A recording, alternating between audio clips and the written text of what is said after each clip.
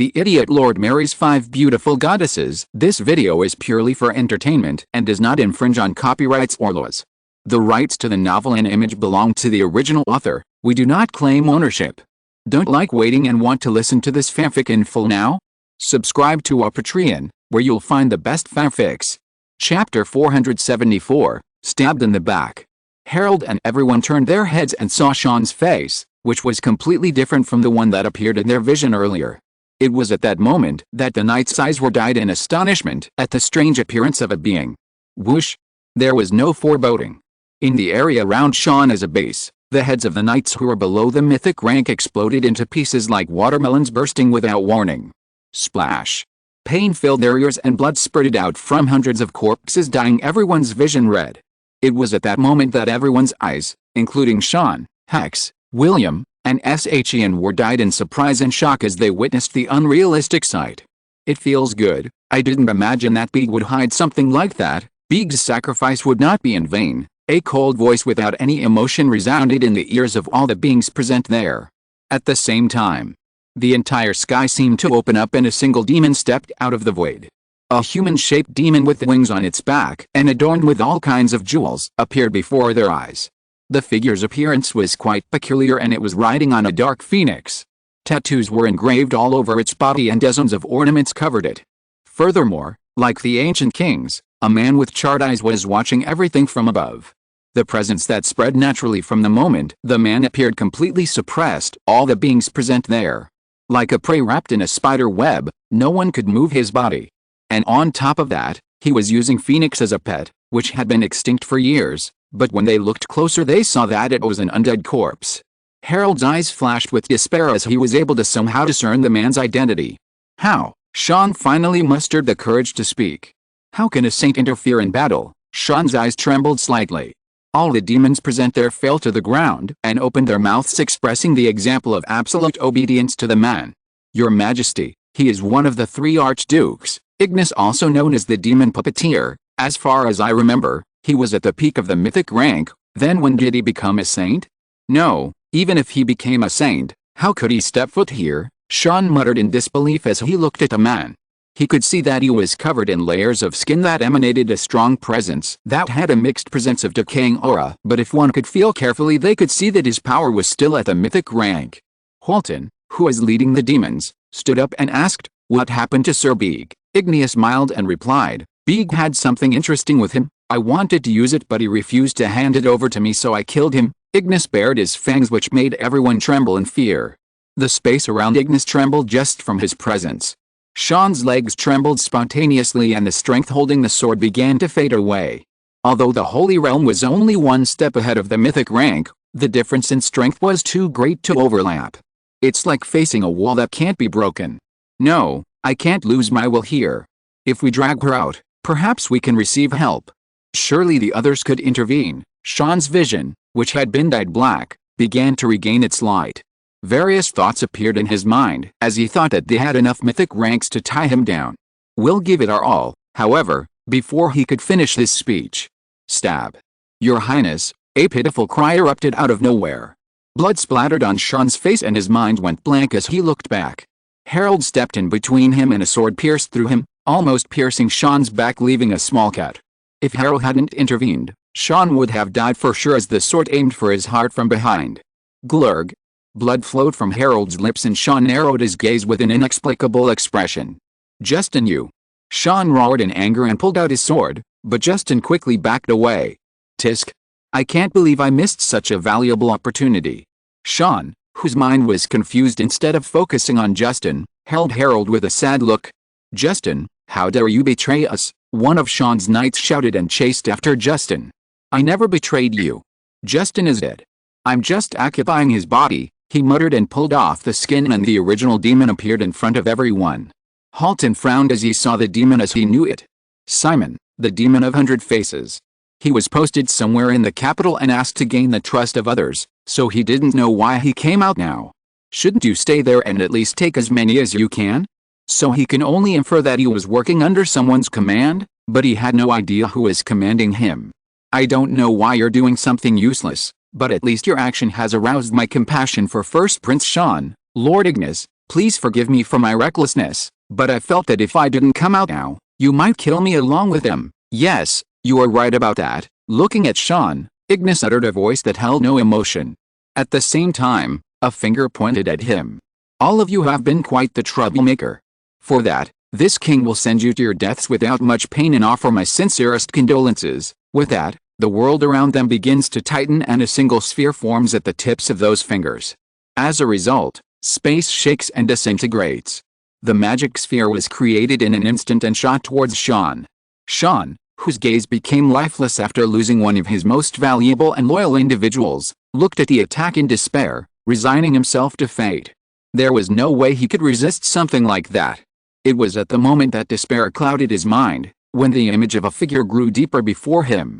The silhouette of two figures that joined into one blocked his vision, which surprised not only him but also everyone who witnessed the scene. Chapter 475, Trying to Hold On to the Last Hope.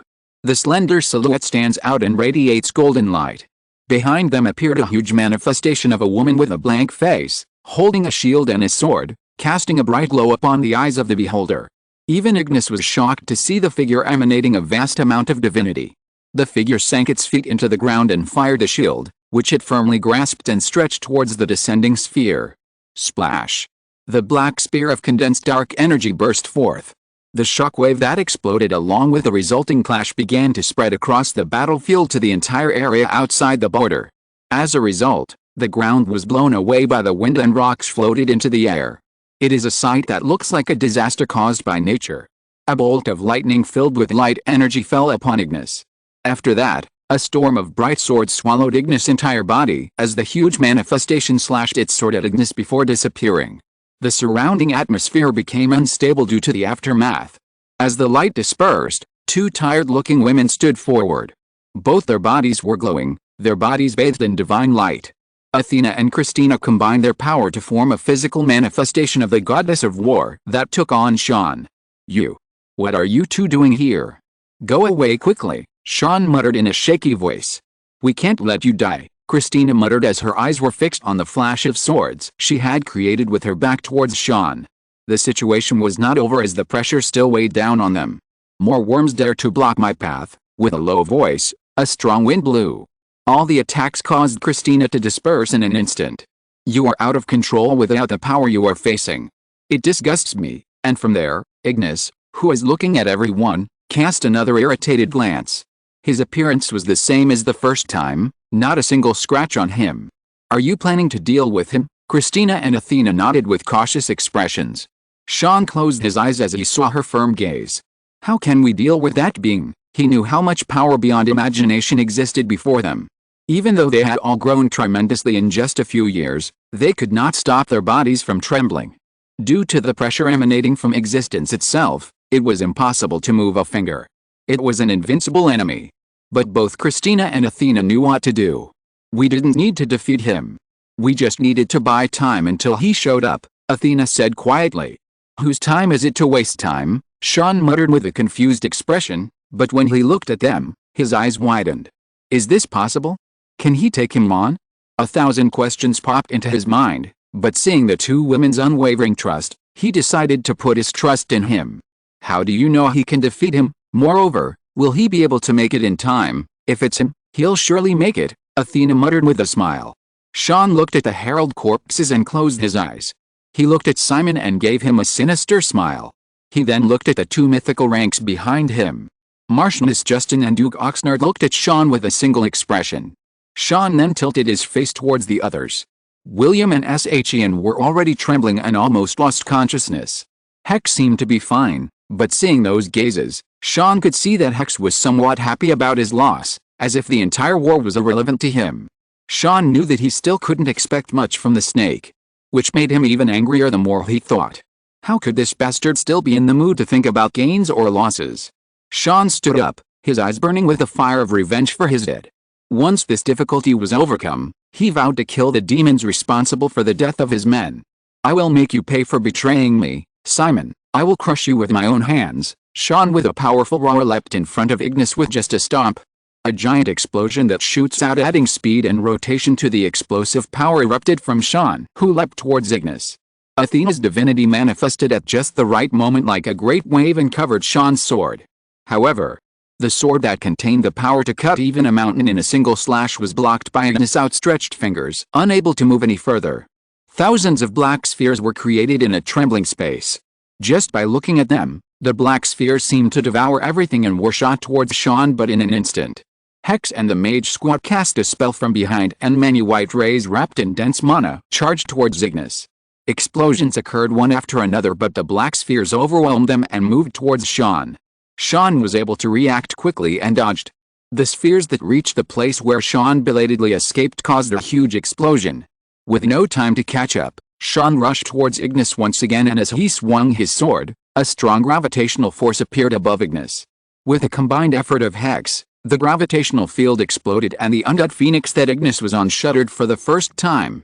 Sean instantly deployed his full power, which was followed by Christina, who slashed with her sword several times.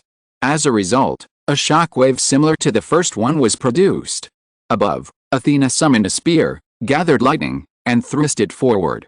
All of the mythic ranks attacked the single figure with all their might, causing eruptions to occur one after another. Seeing this, the mythic ranker on the demon side tried to attack but stopped upon hearing a chilling voice. "Don't interfere in the battle, I don't need your help to deal with these bugs." Christina's expression faltered because Ignis, who had taken so many hits, didn't receive a single wound. It was as if he had been deliberately beaten to show off the difference in strength. Christina felt her pride was hurt. On the other hand, Athena's heart was also immersed in deep worry. Through the veil of dust, she could still see those arrogant and haughty eyes staring at them as if they were nothing more than insects. She knew that if this continued, they were going to be killed. They have hope that Alex will return to deal with the demon, but what could he do if they can't even buy time until he returns? Just as they had hoped for him to appear, he might have also hoped that they could buy time for him. Alex had always had unconditional trust in his wives and believed in them. And at that moment it was as if they betrayed his belief. Whether it was Athena or Christina, both of them could feel their hopes sinking, as no matter how much they beat him, the demon wouldn't back down. As their eyes filled with helplessness, Alex's smiling figure appeared in Athena's eyes. Whether it was years ago when he saved them or in the present, without him, her life would have been a nightmare. Since she was given a chance, she should prove that she can stand by their side. Please Goddess, hear the prayer of this desperate girl. Please grant everyone the strength to slay evil by borrowing your strength. Goddess buff. As Athena finished her prayer, a strong light erupted from her and bathed everyone, increasing their strength and healing their wounds.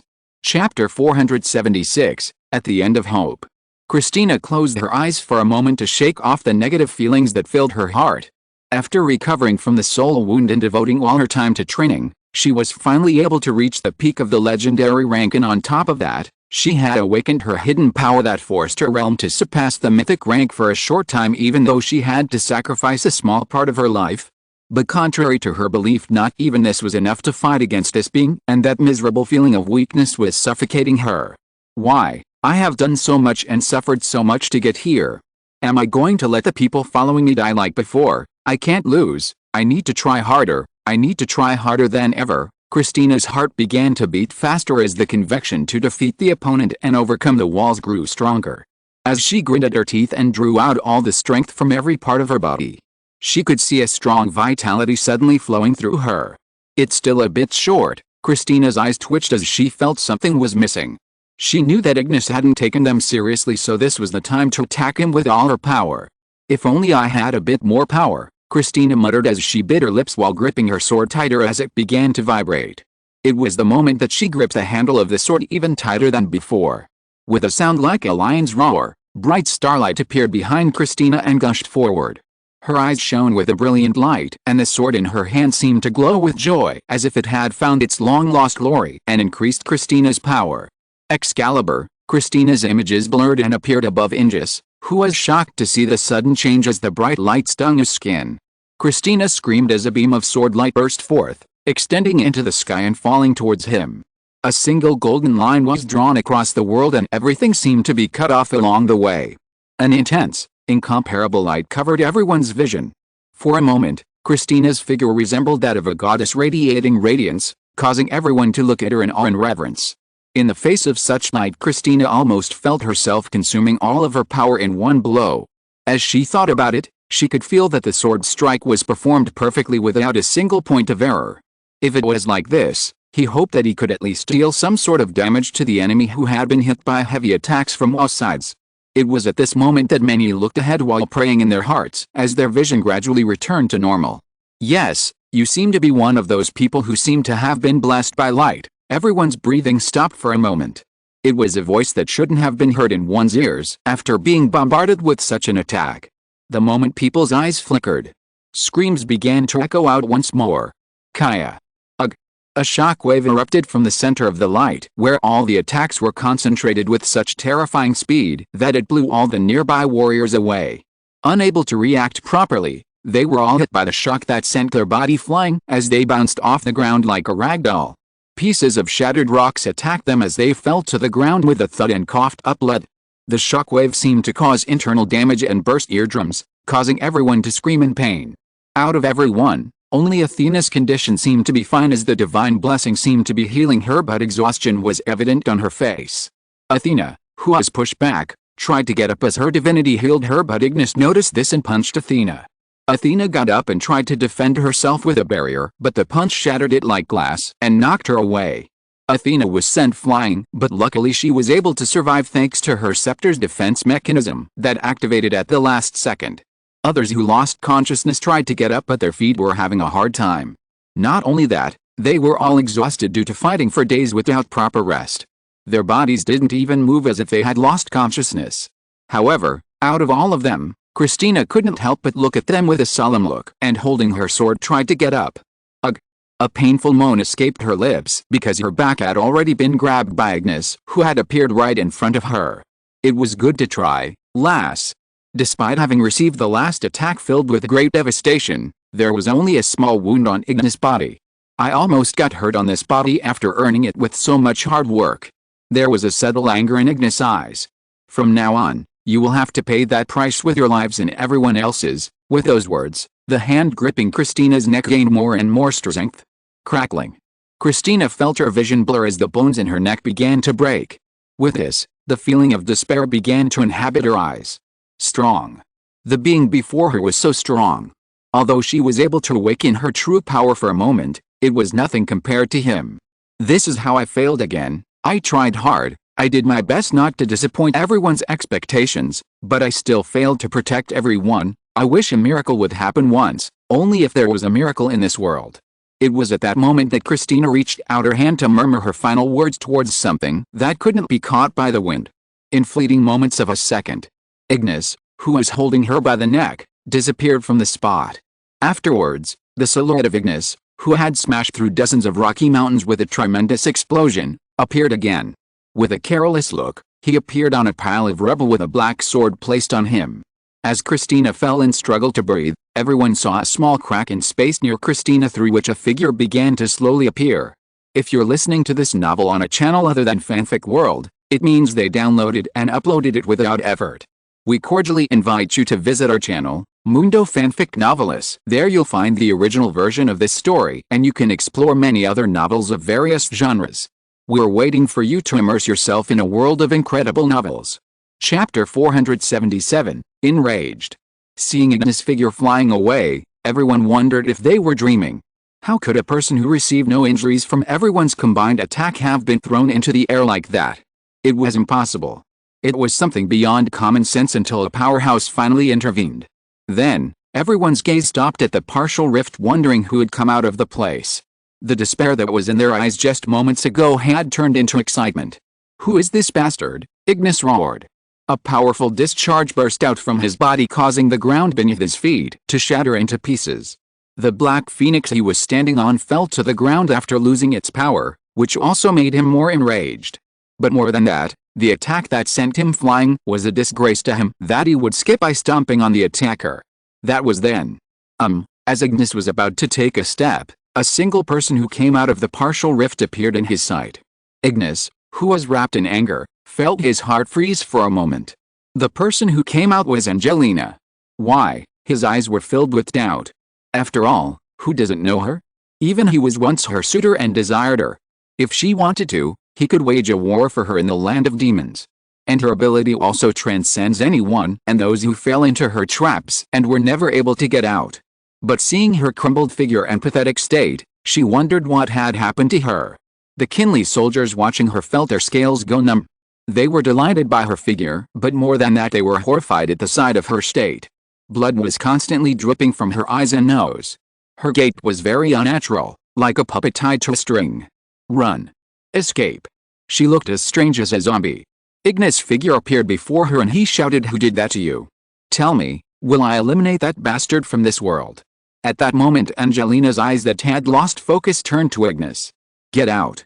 Escape. With each step she took, the amount of blood dripping from her eyes increased. What? Seeing that, Ignis unwittingly took a step back. Even though there was no hope for him to live anymore, he walked towards Ignis as if that was the only way he could live. It was at that moment that Angelina, who had finally arrived right in front of Ignis, reached out her hands to reach him. Angelina's body froze and a painful moan escaped her lips. Bright red blood gushed out from all of her holes. Blood gushed out from Angelina's lips and stained Ignis, who shuddered a little at the sight of the strange scene. Angelina's body finally fell to the ground. Everyone shuddered as they saw the strange scene. Christina, who was quite close to them, walked over to get away from the place filled with unease. Her face was pale as if she had just witnessed a ghost. As Ignis stared at the corpse, his eyes slowly began to burn with anger. He knew that this was akin to a warning describing what was going to happen to him now. His eyes flashed madly as he stared at the partial crack. "Come out!" A scream like a beast's roar erupted from Ignis' mouth. In the next moment, strong winds rose and hundreds of waves burst from the sky displaying the overwhelming presence. From the crack appeared two hands holding on to the outer edge of the crack. Scream. The crack was torn apart by the pair of hands. With this, from an increasingly distant view, everyone could finally catch a glimpse of the person. SWHIST. A single knight with his entire body covered in armor of blue flames. His eyes swept around and finally landed on Athena and Christina. An eerie silence lingered for a moment. He was still far away from the place when he sensed Christina's strong emotions.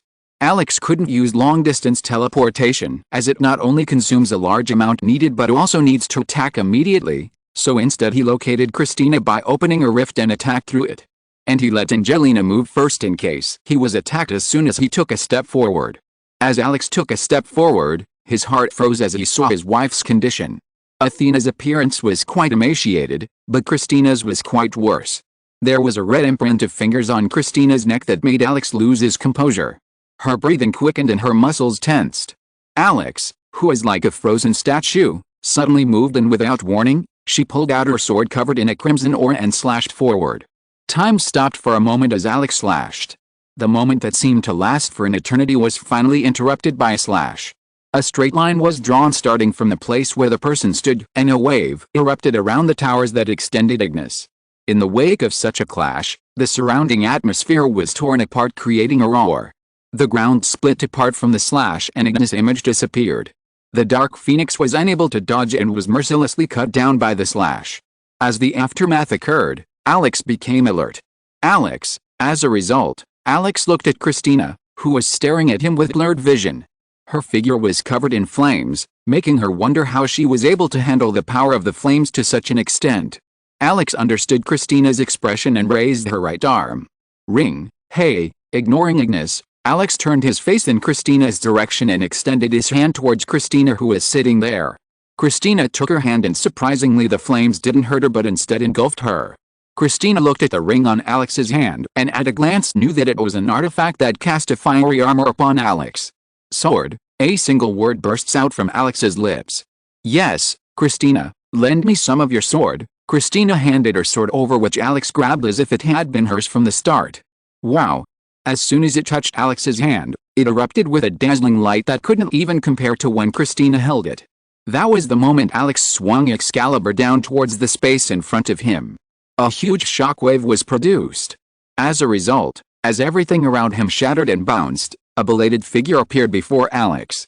Are you that Alex? How did a mere ant like you dare to stand before me? Even after being thrown across dozens of rocky mountains, there was still no scar on his body. But there was a subtle anger in Ignis' eyes. It was because his self-esteem seemed to be hurt by the fact that he had been thrown out by the blow. The saint. The princes, and now you. This is a good place. I'll be able to settle all things here. It was at that moment that the corner of Ignis' lips slightly raised and many hands appeared on his body that was looking at Alex.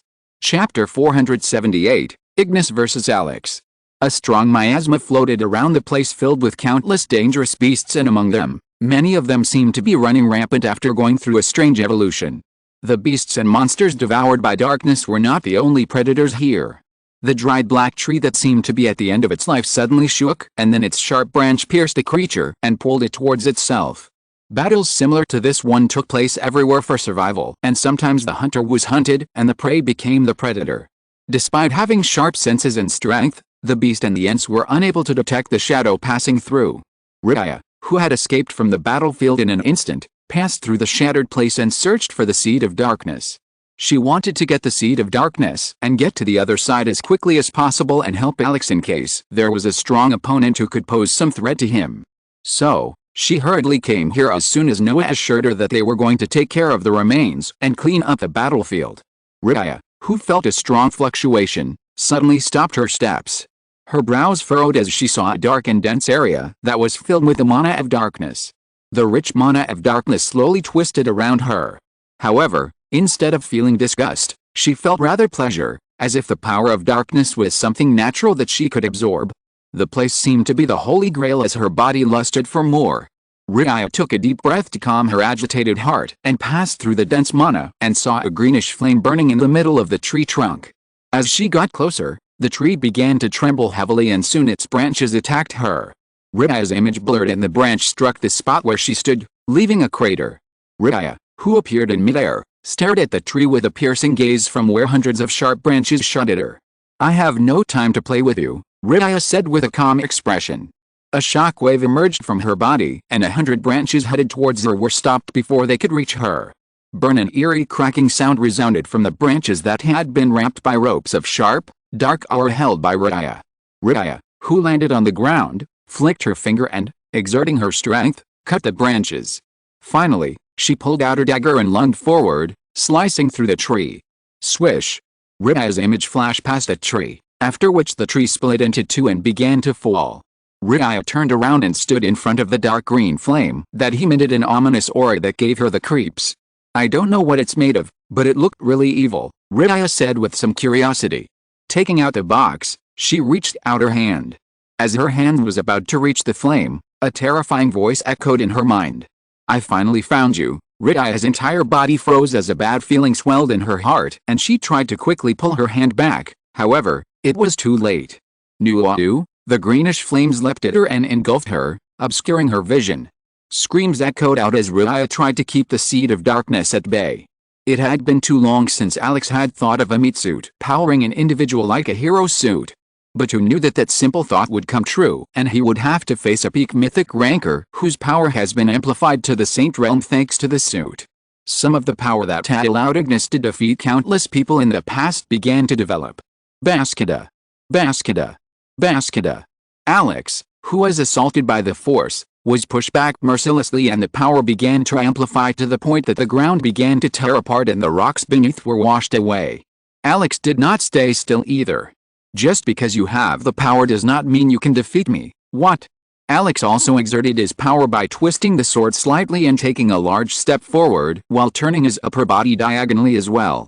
With the flames of Hellas Ring beginning to burn explosively complementing the core imbued with fiery mana, the distance between the two of them was reduced to almost zero in an instant. At that moment, Alex's sword attack was so fast that even Sean and others who were watching from afar couldn't properly recognize it. But Ignis quickly reacted and formed many black shields in front of him. The surrounding place began to crumble with a collision and spiderweb-like cracks began to appear and the cracks spread all over the ground they were on. The earth pulsed and screamed crazily. "Die by my hand, rat!" Ignis, who gained some distance, pointed his finger towards Zion. Thousands of black spears appeared behind Alex. The power condensed behind him was enough to topple even a mountain with each shot. However, those spears were unable to reach Alex. Bam! Alex's core began to spin crazily and the Hylian flames that burned like lava were further amplified by the brilliant light radiating from Excalibur and began to surround the surrounding space with terrifying speed. Energy and flames intertwined before Alex, who stepped forward and swung his sword. The black spear that had reached the realm of superior power was engulfed by the terrifying burst of flames and was annihilated without a trace. Alex, who approached Ignis using the resulting space, lowered the Excalibur that he had already raised above his head and slashed vertically. Silence. The air in front of him was cut apart and turned into a place of nothingness. Along with a strange cry of barrier breaking, the sound of the surrounding place changed and a slash reached Ignis' vital point. Chapter 479, Ignis vs. Alex 2. Ignis fired a dark beam to deflect the blow and leaned to the side to avoid Alex's attack and waved one of his hands at Alex. What? At that moment many orbs of darkness appeared around him and fell straight towards Alex. Not to be precise, the black orbs were about to fall on Alex, but before that. The very space around Alex was frozen by the absolute cold that erupted from him. Another ring was shining on Alex's hand, which he received as a gift from Arkham. It was the Ring of Frost, and the power of the spell cast from the ring was proportional to the strength of the user. The black orbs froze in place, and immediately after that, Excalibur was drawn horizontally once again, dyeing the entire field of vision with a bright golden light similar to the sun. How could you use the power like that? Christina muttered in disbelief as she looked at the scene. It was a weapon that even she couldn't use, and she had never heard of it emitting such an aura. However, it was hard to believe that Alex, who was using it for the first time, could handle it so perfectly as if it was her own from the very beginning. It was a truly incomprehensible sight to her. But on the contrary, it seemed all too natural to Alex. As he was trained by Goddess, he was used to the real Excalibur as he had fought against it and was also quite skilled in using it. However, even if it was a copy, it was a great weapon. Alex had always wanted to use it, but as it was something very close to Christina's heart, Alex refrained from using it until now. Bang! Bang!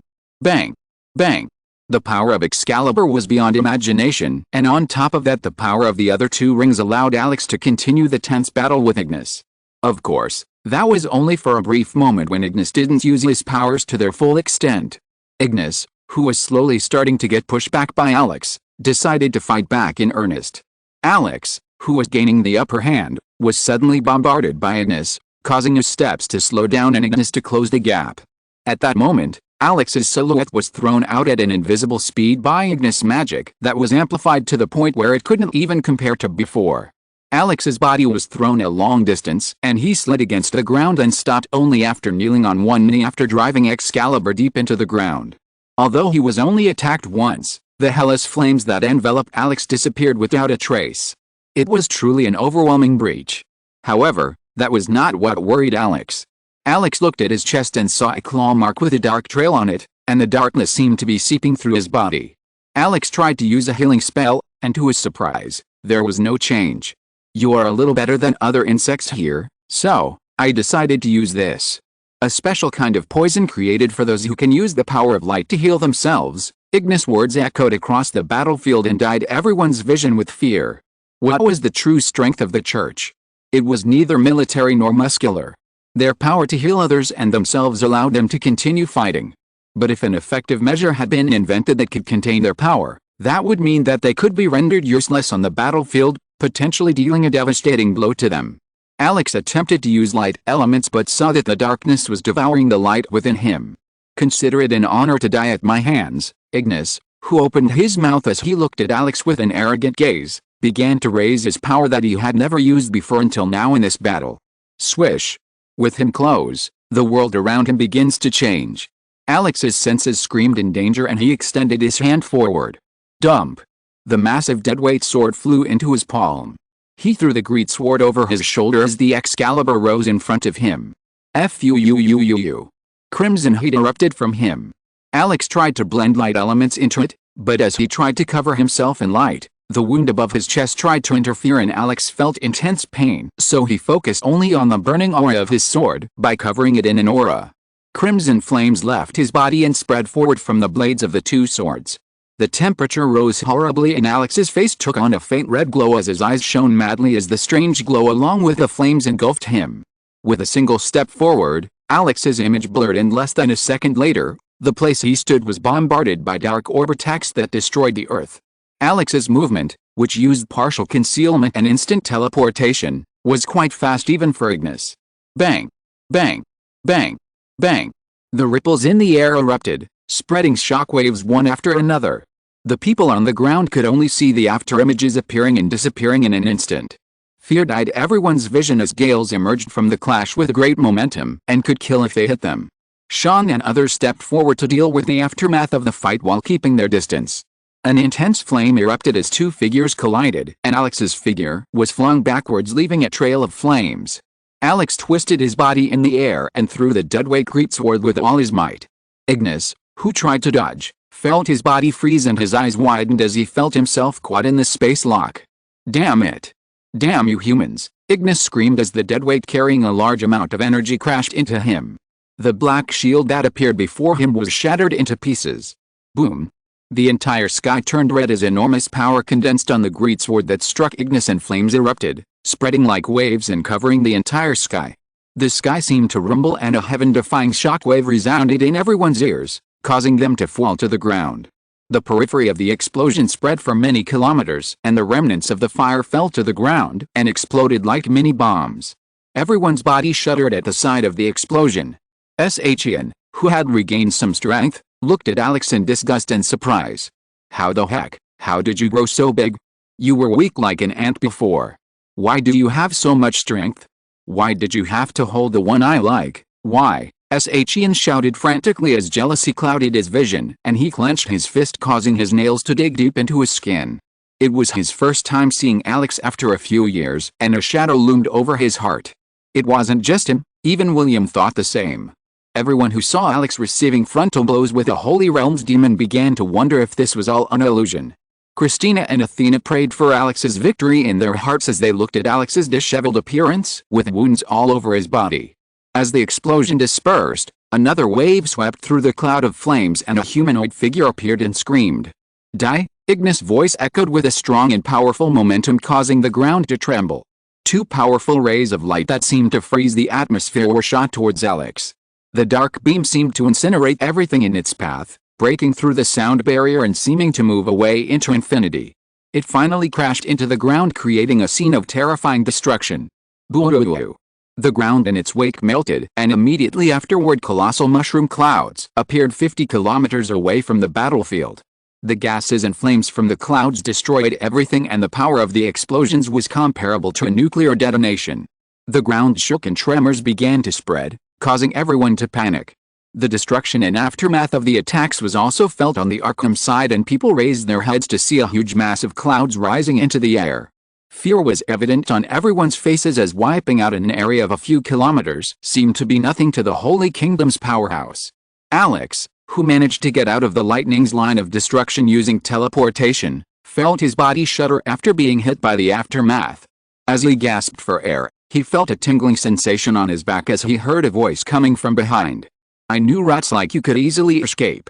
Alex immediately reacted and tried to attack, however. Ignis with a huge sphere in his hand attacked Alex, who tried to protect himself with an aura and flame armor.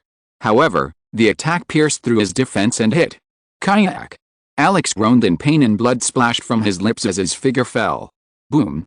Alex's figure fell to the ground, and a black sphere exploded, causing lightning to surge out to strike around. Alex's figure was directly hit by Ignis and he was crushed without a chance. There was no chance to change the situation. Alex was unable to swing his sword. It was normal as there was no time for Alex to swing. Still, he continued forward. He threw his sword at the last moment. Gales with shockwaves rose and a huge crater appeared on the ground. As a pit formed beneath him, Excalibur was thrown with great force and charged at high speed and passed by Ignis, leaving a deep cut that enraged him. Alex, Christina and Athena screamed as they saw that Alex received a direct hit and his condition was unknown. They tried to run towards the place, but Ignis looked at them and spoke while waving his hand. Irritating, AUMM. Christina and Athena's figures were hit and thrown around like a rag doll rolling on the ground. Their bones broke and the armor on their bodies crumbled as blood splattered on their lips. Ignis' image blurred and appeared before Alex in the crater where he lay in his blood. Alex coughed out black blood and gave Ignis a blank look. From now on, I will show you the true power of the Holy Realm, Ignis muttered. His voice echoed everywhere and those who heard it felt death approaching and were overwhelmed by hopelessness. However, Alex looked straight at Ignis. It's okay, Alex's eyes that were looking at Ignis became sharp, and his lips curved as if he was smiling. From now on, I'll have to do something similar, Alex murmured and raised his hand to the sky. Goddess, it's time for you to keep your promise. I summon you. Excalibur. Chapter 480, The Descent of Excalibur. Clamo. Clamo. Clamo. Clamo. Two images flashed across the vast place as they rampaged. Bang! The sword in his hand shattered into pieces and the broken shards struck him, tearing his skin. Damn it, my sword is broken again, Alex complained and sat up as he gave the goddess of war a sharp glare. Don't look at me like that, you lose because you're weak. Alex snorted and spoke. I lost because of my weapon. Your weapon seemed to be one of the most powerful weapons. If I have your Excalibur, I can easily defeat you. The goddess of war raised her eyebrows and sneered upon hearing his words. You want this sword? Alex's gloomy expression brightened upon hearing his words and he jumped up from his spot. Can I use it? Alex asked with an excited expression. The goddess of war nodded and Alex stepped forward to receive it. As Alex's hands were about to touch the sword, the goddess of war spoke. I'll let you use it after you defeat me. What? Cheating? Alex screamed as the sword struck him and blinded his vision. The goddess of war, who spoke casually, had never expected to be defeated, but since she was defeated by Alex, she had to keep her word. As he recalled that scene, he wondered why he had made such a promise. At the temple of the goddess of war. It was a normal day for the priest and clergy to do their duty as people visited and offered their prayers to the goddesses and wished to gain strength and guidance from them. As the devotees and priests were going about their daily tasks, a bright light erupted from the prayer room containing the statue of the goddess.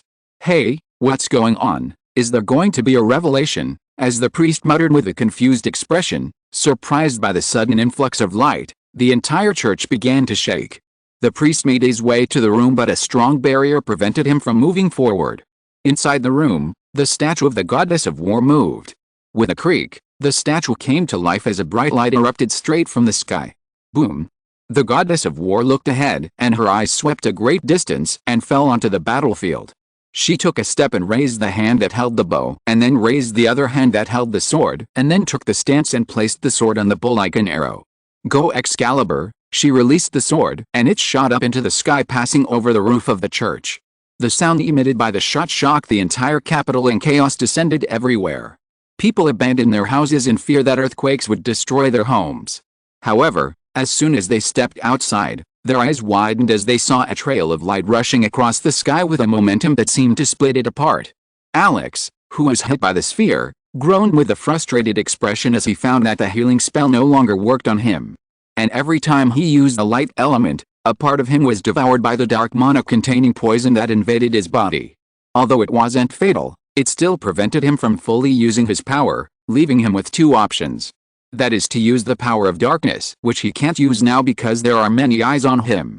The second option was to use an external power source to generate the light element and hit Ignis. After pondering it, he came to use the last option. The goddess of war's Excalibur could collect divinity and energy from the life forms around her.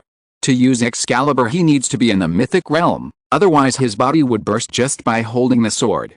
Although he isn't at the mythic rank, his body is much stronger than a mythic realm expert due to the torture training, and this is the reason why he was still in one piece. Otherwise, every strike from Ignis contains enough force to destroy a mythic rank. Concluding that, he quickly called out Excalibur as he had fulfilled the condition to use it. Ignis, who saw Alex's movement, sneered and spoke. Who are you calling for help? Let me tell you, there is no one who can save you from yourself, unless there is a holy realm. Your death is certain. Now die, insect. Ignis muttered and raised his palm, in which a dark orb began to take shape. I also wanted to tell you the same thing, Alex spat as he tried to stand up with staggering steps. Your death is certain. Ignis, who was about to attack, felt the laws that had been created begin to twist due to the presence of something that was beyond common sense. What is it? A space that vibrates like crazy and time passes slowly. People's eyes trembled and the demon's mouth slowly opened wide. Christina and Athena, who were trying to step forward with their ragged figure and urgent expressions, stopped. What? Athena's eyes trembled as she felt a large mass of concentrated divinity whose power was enough to twist the flow of the world approaching them. The mass of divinity also contained the power of faith that should not be present in the world. The unusual occurrence did not go unnoticed by the eyes of countless hidden figures whose gaze was fixed on that which was not of the current world. A power that only gods can use at that moment. Ignis, who was standing quite close to Alex, felt an ominous feeling transmitted by the strange phenomenon. What is this? A bright light fell upon the spot where Alex stood and completely enveloped him. As he spat out the question, Ignis looked at Alex, who had already stood up. Something was strange. As he wondered, everything began to slowly disappear. The ground, the people around them, and even the energy compressed in his palm that was targeting Alex's life. They all vanished as if they had never existed. It felt like the person in front of him had given up on the battle, but it made him more anxious than ever. Why and what was that bright light? Ignis had opened up all of his powers, but he still felt unsure about it. It was a very strange situation, but Ignis dispelled such anxiety. Except for those from the Overlord realm, no one could give him that feeling. Soon after, his fingers pointed at Alex's heart and the enormous energy he possessed began to fuse. "I'll end this right now," a cold voice was about to come out of Ignis' mouth. However, swish. There was no foreshadowing. There was no distribution of power. The entire world stopped for a moment, and it was at that moment the entire arm raised by Ignis suddenly disappeared. At that moment in Alex's mind, a small sound reverberated. "Host, what the hell?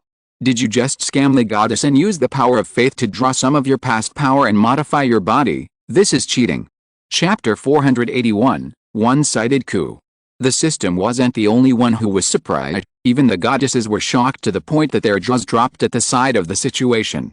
The Excalibur that the goddess of war used was not a physical entity, it was a manifestation of her power in the form of a sword. Excalibur was the symbol of her presence that contained a great amount of power, faith, and divinity. And Alex's goal was exactly this power of faith. The power of faith was such a miraculous energy that it could accomplish anything one desired, as long as it did not interfere with the law of coincidences of the world. When the goddess of war sent Excalibur to him, it carried with it a hint of her power, and Alex sought exactly that power to make it his own. The goddesses may have never imagined that he could use the power of faith, but contrary to what they believed, he could use it quite well. He had always wondered how the system worked, what it was made of, and how it operated. His system is like a vessel that has been trapping his power made from the power of faith and used his powers stored in it like a battery. That means that once Alex has squeezed out all of its potential, the system will disappear from the world. Instead of using Excalibur, Alex absorbed the power of faith and manipulated it to forcefully draw some strength from the system, where he used the rest to strengthen his body and adapt it.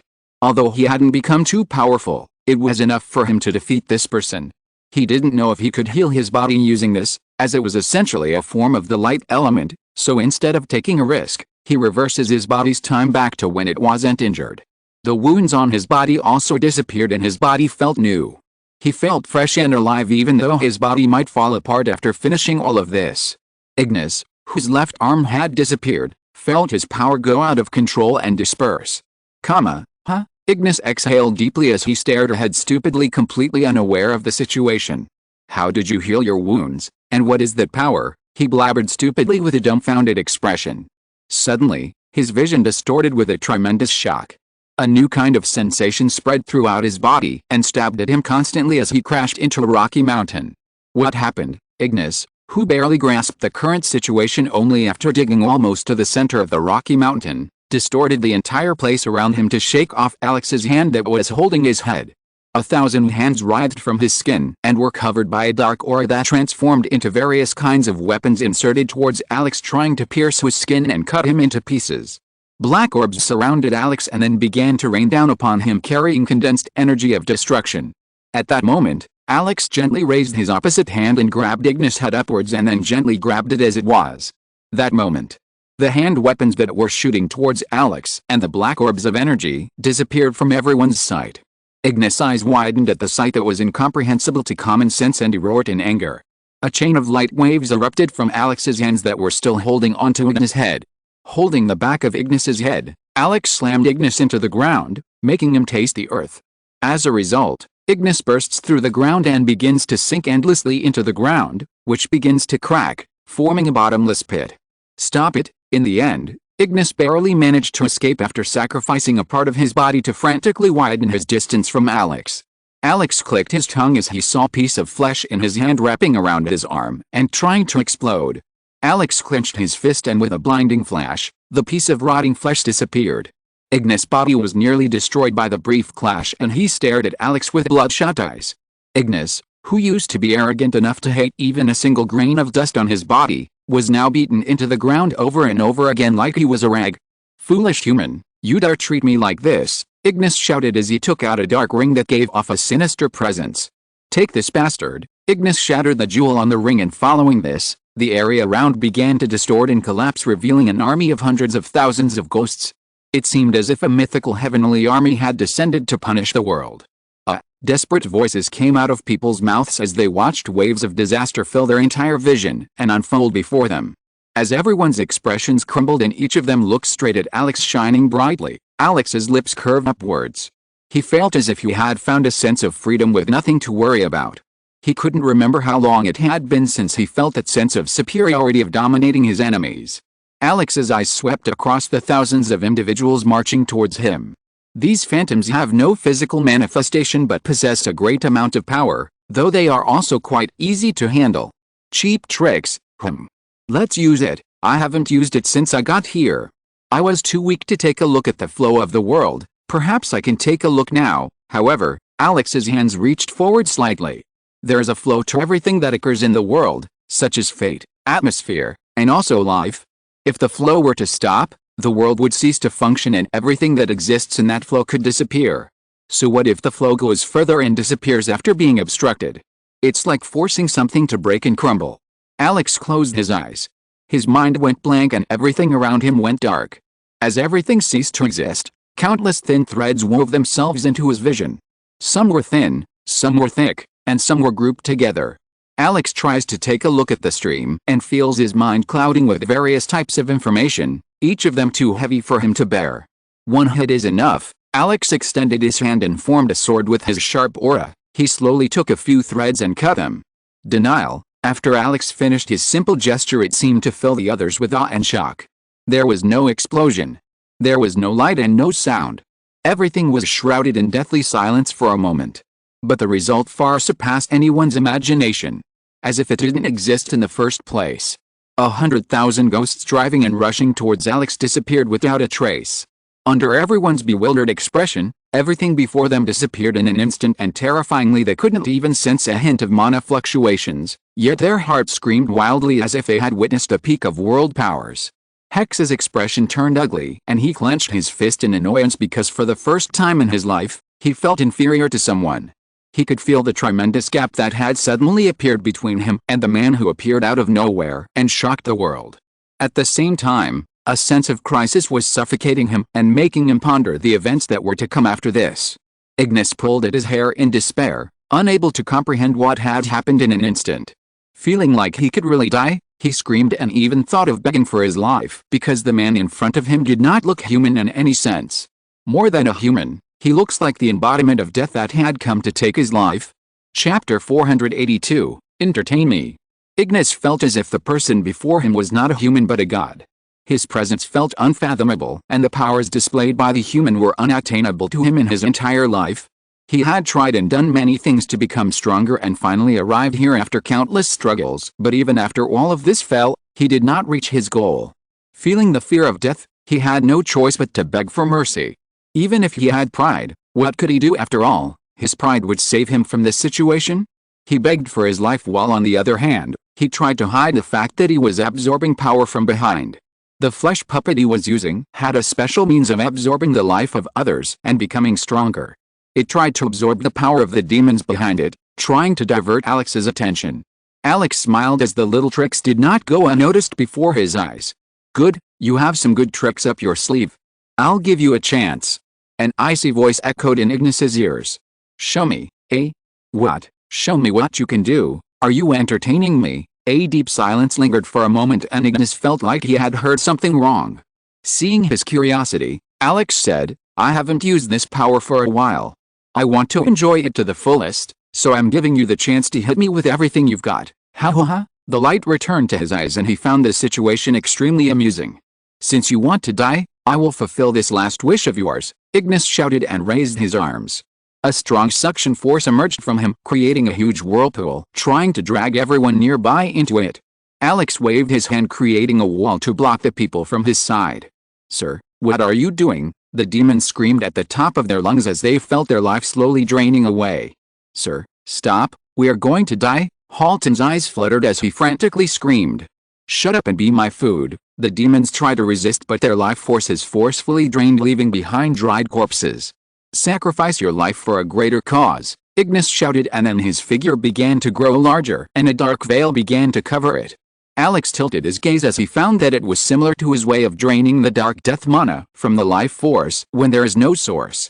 But how did this guy know the method? Alex suppressed his curiosity as he saw a gigantic figure form, rising into the sky. A huge shadow formed on the ground that covered everyone, and a terrifying feeling took over everyone. The shadow enveloped everyone in the nightmare as they felt like this might be the end of their real life. The entire sky darkened, even the sun's rays were covered and everything became pitch black. "You're still a rookie. Although you're strong, you're quite immature. You shouldn't have given me this chance, foolish human. You will suffer my wrath, die along with everyone." "Is this all?" Ignis, who was drunk on his power, was startled by Alex's words, and all the confidence he had gathered from absorbing the life forms suddenly wavered. Ignis' eyes trembled as he wondered if he still lacked the strength to deal with a human. Alex, who was about to speak, suddenly closed her lips and held back her shock. Her eyes widened and her expression changed a little. "Something's wrong with me. Why am I giving her a chance to fight? There was no need for it. Even if I wanted to enjoy it, there's no reason to do so when my wives are exhausted and need to rest. Damn it, it seems I'm being influenced somehow." Alex wondered as he knew he had never been arrogant in his life even after defeating the goddess. That meant something inside him had changed, and it somehow happened when that vixen provoked me. "I should end it," Alex muttered and grabbed the air in front of him as if he was pulling something, and lowering his hand, his silhouette disappeared. At that moment Alex appeared before Ignis, whose eyes fluttered restlessly as he witnessed an overflowing power of the person in front of him. The empty air between Alex's hands flashed, and a bright light condensed, taking the form of a magnificent sword that seemed to shine brightly. "Enough. I surrender," Ignis shouted with a panicked expression as he felt that his existence was in danger.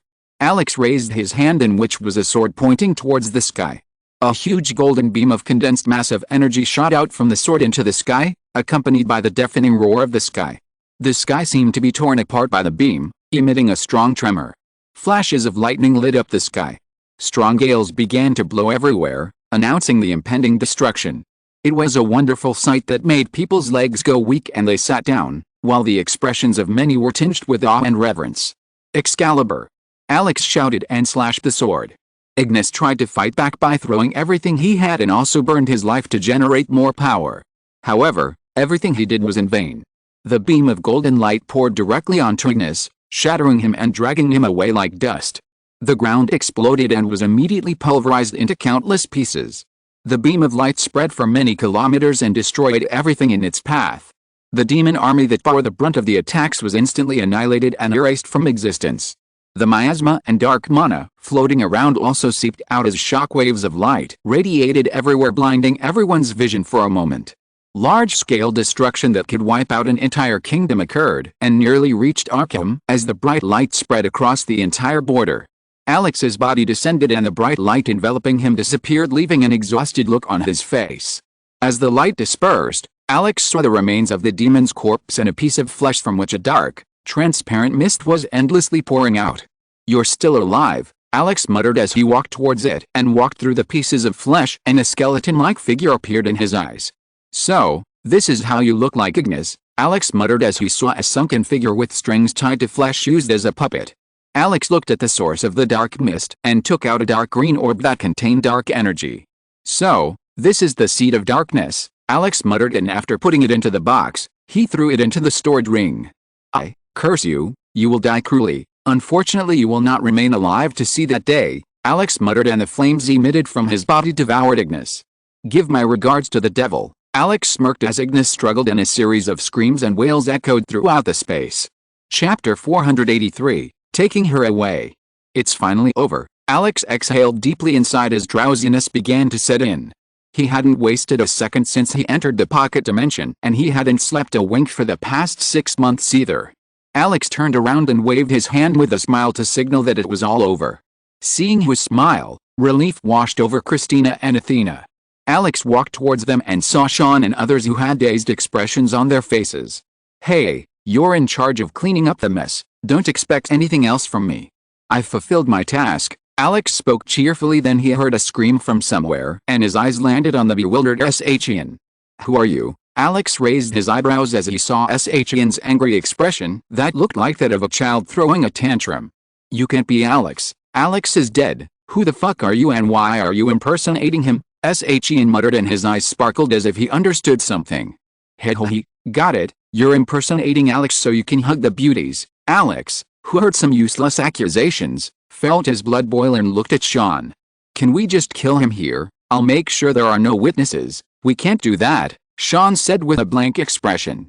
Shyan, cut it out. No one is in the mood to calm your tantrum. "What do you mean, bro?" Shyan shouted and pointed at Alex. "We should investigate him.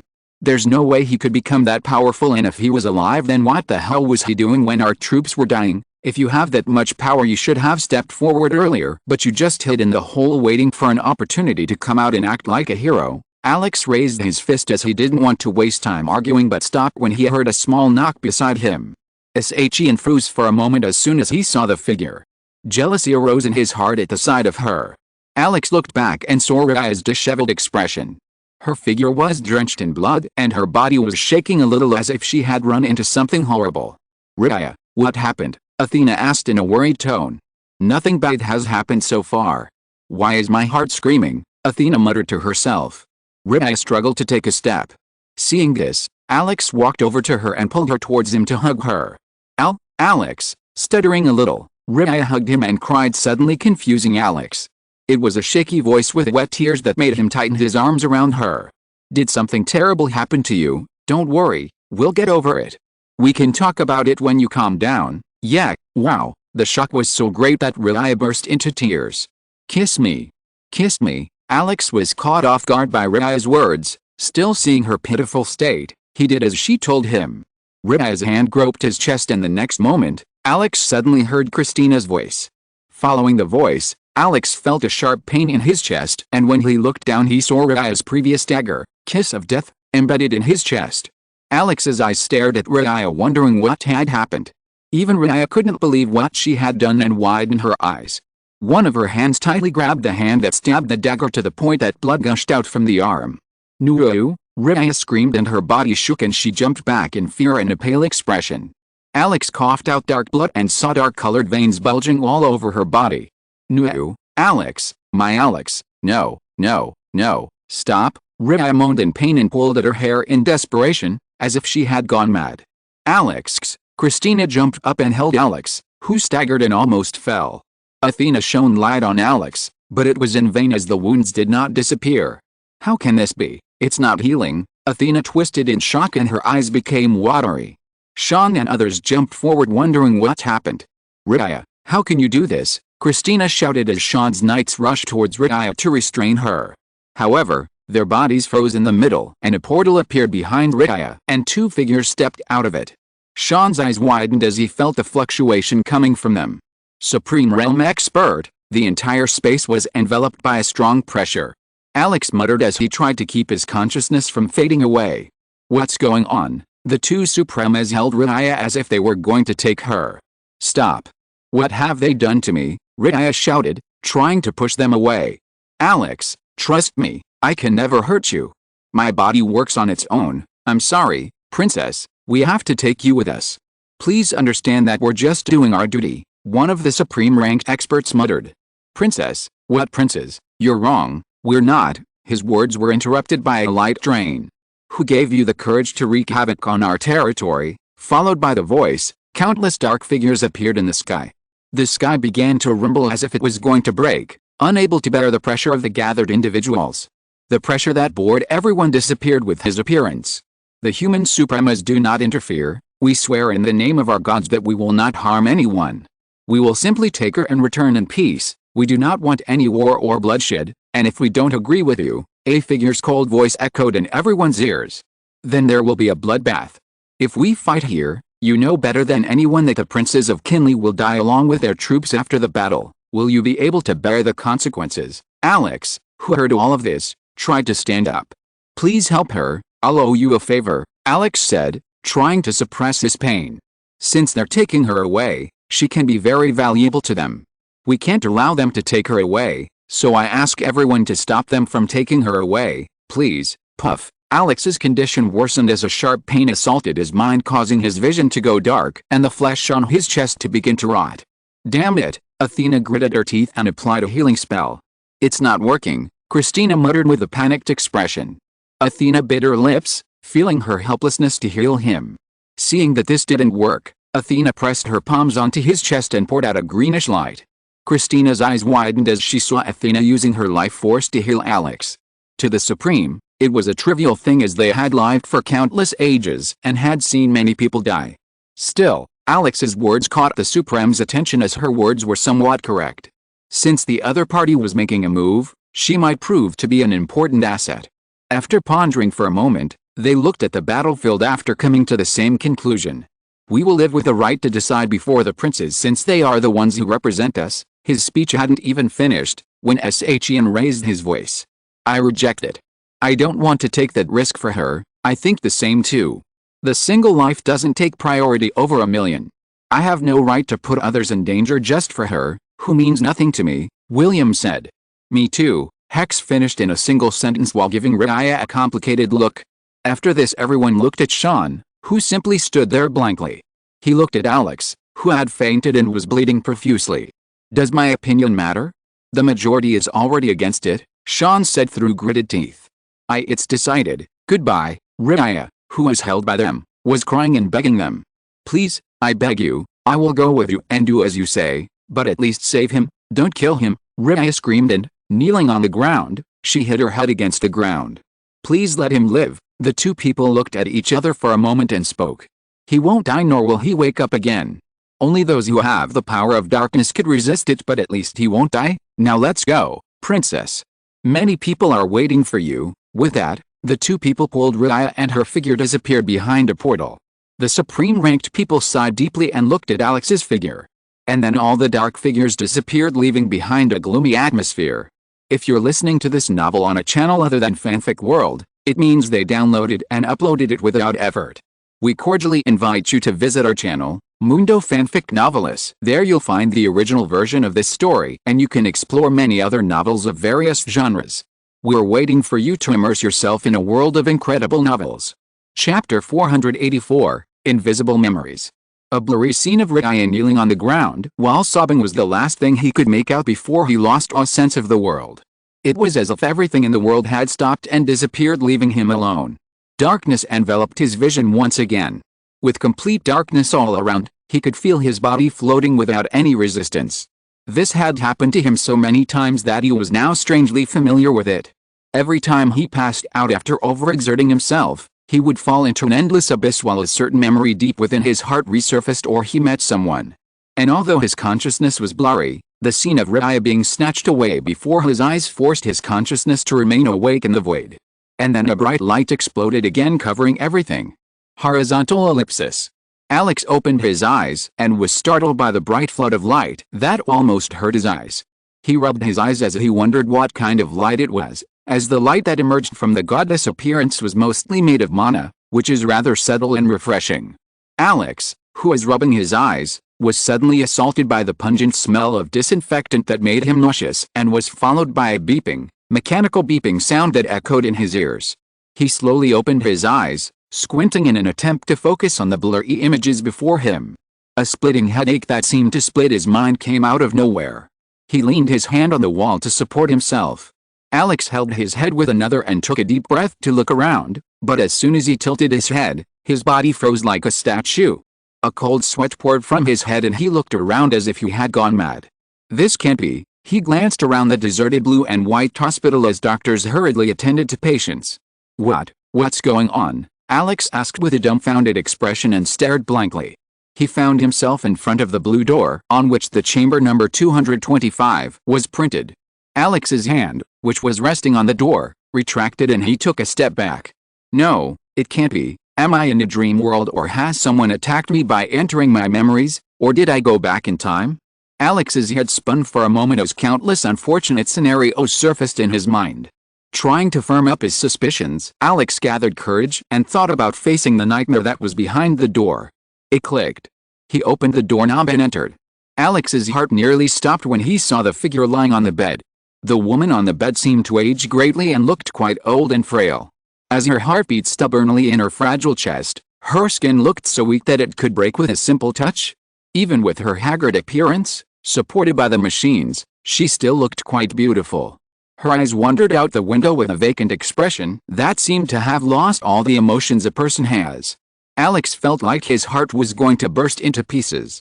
I thought I had already gotten used to it when I saw this. I felt like it should have been me instead of you. All the anguish in his heart disappeared, leaving behind a deep pain. Alex raised his voice and called her name. Ava, Ava, can you hear me? Alex was cut off in the middle as the door behind him opened with a small bang, and the figure walked past Alex towards Ava. Alex was startled as he saw the man walk through it and collapsed near Ava with a tearful expression. Alex, who looked back, knew the person. George. No, I mean me, what's going on here? Alex muttered and looked around. The place and everything looked the same. Alex walked over to them and tried to hold his shoulder. However, his hands passed through George's body as if he was just a spirit. Alex, whose mind was clouded with confusion, heard a painful moan that made him mutter, "Please don't let me see this, please get me out of here." He sincerely prayed for a miracle, but his wish only remained at that, and he was forced to watch the scene that made him break down once again. Ava, please don't leave me, don't die, wait a moment. I'm sure there's something that can heal you, we just need some time. George held Ava's hands and cried painfully. His tears soaked the blanket that covered Ava. The scene proved quite nauseating and suffocating for Alex, who was watching from afar. Ava, whose expression was quite vacant, suddenly changed and a beautiful smile blossomed on her face as if she had never felt pain. In her state, the smile on her face seemed to be forming very strongly. The smile may look beautiful, but the pain hidden behind that smile is not something a person could imagine. Unless you have been through something like that, you cannot experience the pain and loneliness of those who suffer as they spend their lives in hospital beds waiting for their death to slowly approach and take them away from this bleak world and free them from endless suffering. Ava tried to hold George's hands tightly with her trembling hands. George, promise me one thing. Hugh. Tell me. Sniff, sniff. What do you want, Ava? Tell me. I will do everything in my power to fulfill your wish. Promise me, George. Promise me, George, that you will live a full life in case I die. Ava. George roared with a panicked expression. Don't say that. Can't you give up hope? I'm just saying, but can't you keep a simple promise? Ava spoke with a sad expression. Promise me. Fearing that his condition might worsen, George nodded his head again and again. I'm going to lead a full life. Are you happy now? Yes, Ava nodded with a satisfied expression, as if a huge weight had been lifted from her heart, and spoke. I want you to know that I love you so much, and I swear that even in my next life, you will be the only person I will ever love. Ava repeated the words like a broken record and tears ran down her cheek. Beep, beep, beep. No, no, Ava, Ava, say something. Doctor. Doctor, George shouted with an alarmed expression and ran out to call the doctor. The alarming sound that echoed from the machine began to repeat itself as Ava's heart rate began to rapidly slow down. George's scale went numb and his body shuddered as he saw the ECG getting worse. A group of doctors and nurses rushed to check on her condition and declared it an emergency and tried to stabilize her condition. However, no matter how hard they tried, it was all in vain. Alex, who was watching the scene from behind, leaned against the wall and closed his eyes, unable to watch any longer because he knew what was waiting for him next. Chapter 485, Invisible Memories 2. Bang, bang, bang, bang. The sound of a fist hitting the walls, over and over again, reverberated. The sound was quite loud and it echoed throughout the hallway, but strangely no one paid attention to it, as if it had never existed. Alex breathed heavily, wondering what was going on. It had been 6 hours since Ava died after uttering those words. Alex, who saw her die again, punched the wall in rage, but not a single dent was left, and what he felt was immense pain. He had lost his strength and was now at a normal human level and could feel pain and all sorts of stimulation, but strangely, no blood was shed after being hurt. No matter how immense the pain was, it would go away after a while, and no matter how broken he was, his body would come out fine. Due to the great frustration of not being able to get out, he even attempted suicide and jumped from the top of the roof. As he fell to the ground, immense pain, as if his entire existence had been torn apart, ran through his body and his vision went blind for a while, but still, he was in one piece in the end. The second thing he noticed was that he couldn't interfere with living beings or touch them. He tried to throw a chair at his pathetic self, who was sitting on the bench like a soulless puppet, but the chair passed him by and after a while, the chair appeared in the spot where he was. It seemed as if some kind of law was trying to stop him from interfering. This causes him immense frustration. He doesn't know what's going on. He doesn't know how to get out. He doesn't know what the hell he was doing here. He knew absolutely nothing else but to look at that pathetic scene that made him want to tear his eyes out and throw them away. Just seeing Ava's dead body made his heart burst. The only bright side to all of this was that he was happy to see that he still had lingering emotions for Ava. If there wasn't even a hint of sadness after seeing this scene, that must mean that his love for Ava was all a deception, and it wasn't love but just a fleeting emotion of attraction towards her beauty. But, to his relief, it wasn't like that. He's still the same as the day she died. Walking towards his former partner who was sitting on the chair with a hollow expression, he shouted, "Son of a bitch, get up. I know you're sad, but at least give her a proper burial. It's been 6 hours, you pathetic bastard. Are you just going to let her body rot?" Alex shouted in an enraged tone. But as angry as he was, his voice couldn't reach George, who was sitting there like a statue. Alex just stood there pacing back and forth, contemplating many things. Another 2 hours passed like this. Did I behave like this? He was skeptical at first, but the more he watched, the more curious he became. To him, this had happened a long time ago and only a few fragments of memories remained in his mind. "I thought I cried a lot that day, and after burying her, I immersed myself in drinking alcohol to forget the pain and became addicted to the point of having an accident, but now that he thought about it, he felt rather absurd." He of all people knew how precious Ava was to him, and his words were lost. Since he had promised her that she would lead a full life, he should have tried. Even if it was for a moment, he would have surely tried, but now that he thinks about it, all he remembers is immersing himself in drinking and pain. Alex muttered and looked at George again. He hadn't shed a single tear, but Alex could feel the pain and suffering in those eyes. It was like a huge body of water held back by the dam. "There's something strange here." Alex, who was complaining until now, stopped complaining and decided to take a closer look at the outside world. Knock. Knock. Knock. An old man dressed in a white coat walked up to George and patted him. "George, I'm sorry to ask you, but how long are you going to stay like this? I'm sorry I couldn't save her. Every day we came across people whom I desperately wanted to save and give them our best, but in the end we couldn't do anything." George's sunken eyes fluttered and he looked at the doctor with a blank expression. "George, you have to rise to the occasion. You can't go on like this." The old man couldn't finish his sentence because his body froze. And it wasn't just him but everything around him that froze as if time had stopped. Alex's eyes widened as he noticed the supernatural activity that shouldn't have been possible in the previous world. George gaped at the scene and stood up. He looked around frantically with a panicked expression.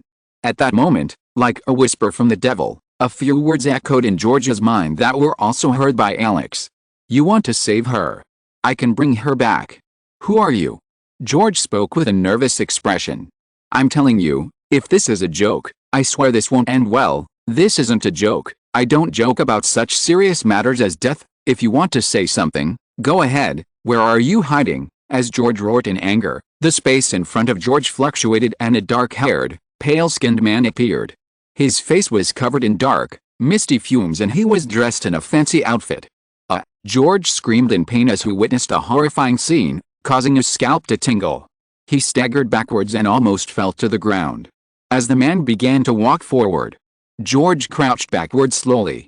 His body was drenched in sweat and he screamed as if his heart was about to burst out of his mouth.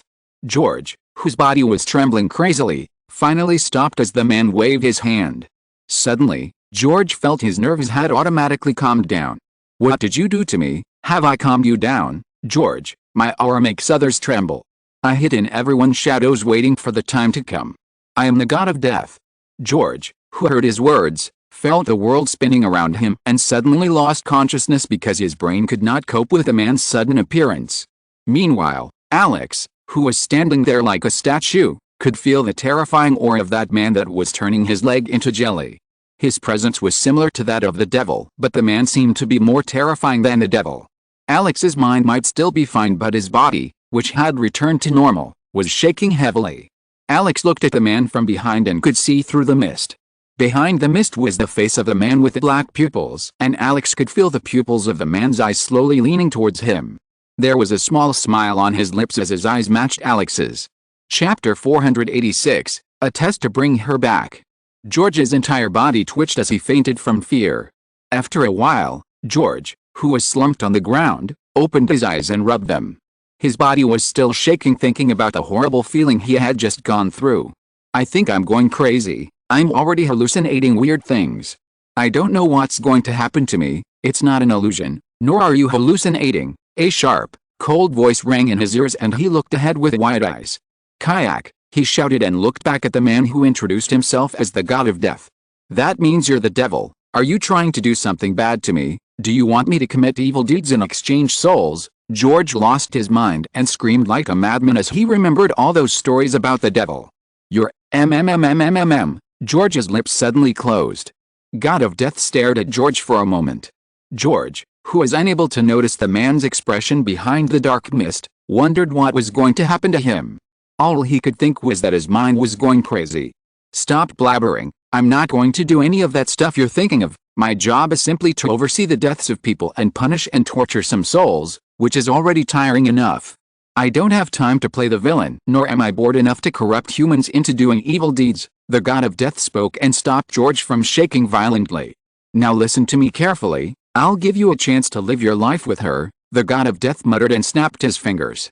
George gulped and breathed heavily. His mind was advising him not to fall for the trap, but his heart was begging him to accept it. George closed his eyes and wondered if this was really happening. He wasn't a drug addict or a heavy drinker who had lost his mind. He opened his eyes and looked at the people who stood still like statues. Is this really not an illusion? Do gods really exist? The god of death chuckled.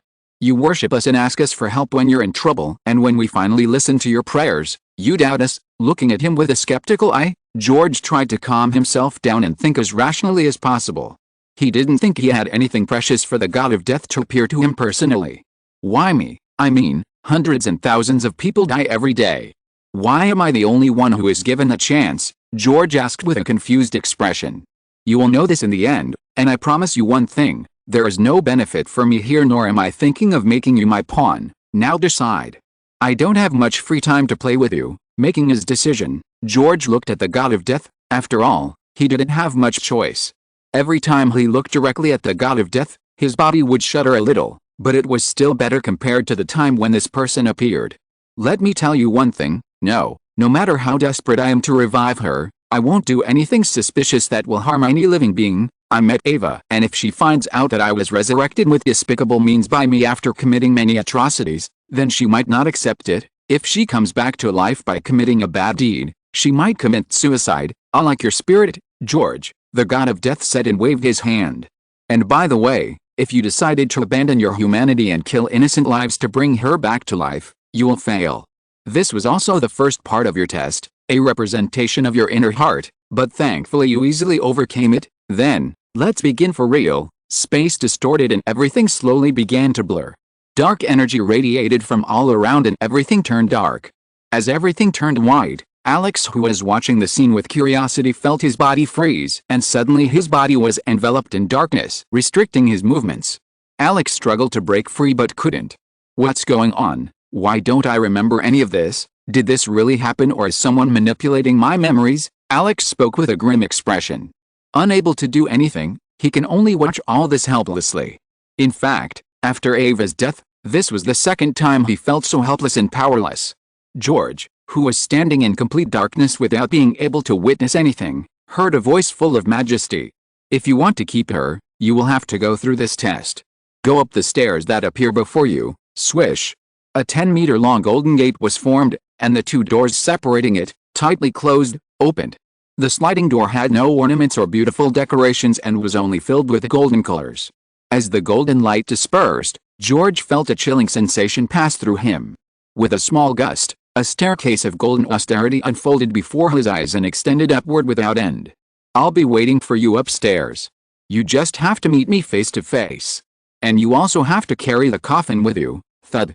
With a small noise, George looked to the side and saw a coffin with a human inside. "Ava!" George shouted and squatted down. Inside the coffin lay Ava's body, which seemed to have been preserved and recovered until the time when it looked quite healthy. The coffin was massive and made of an unknown material. As George slid his figure onto the coffin, he looked up at the flight of golden steps that rose amidst the illumination of the night sky and led even higher into the sky.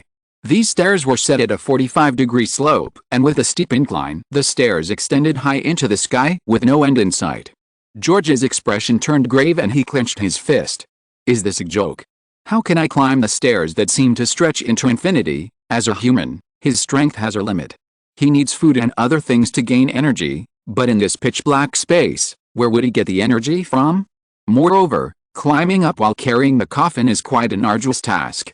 He was neither a bodybuilder nor a Superman. In his eyes, it seemed impossible. Countless thoughts appeared in his mind. He didn't know if everything here was real or not. What if this was all a ploy by the Supreme Being to amuse himself after seeing his despair? What if this is a play to relieve his boredom? As if he could read his thoughts, a cold voice spoke in his mind. "Can you give up if you want to? I'll send you back if you decide to give up, and even if you think this is a ploy, what can you do? Can you beat me? Can you kill me? You can't even touch me. I can erase your existence with a single snap, so, instead of thinking about useless things, decide whether you want to pass the test or give up." George bit his lips as he pursed his lips.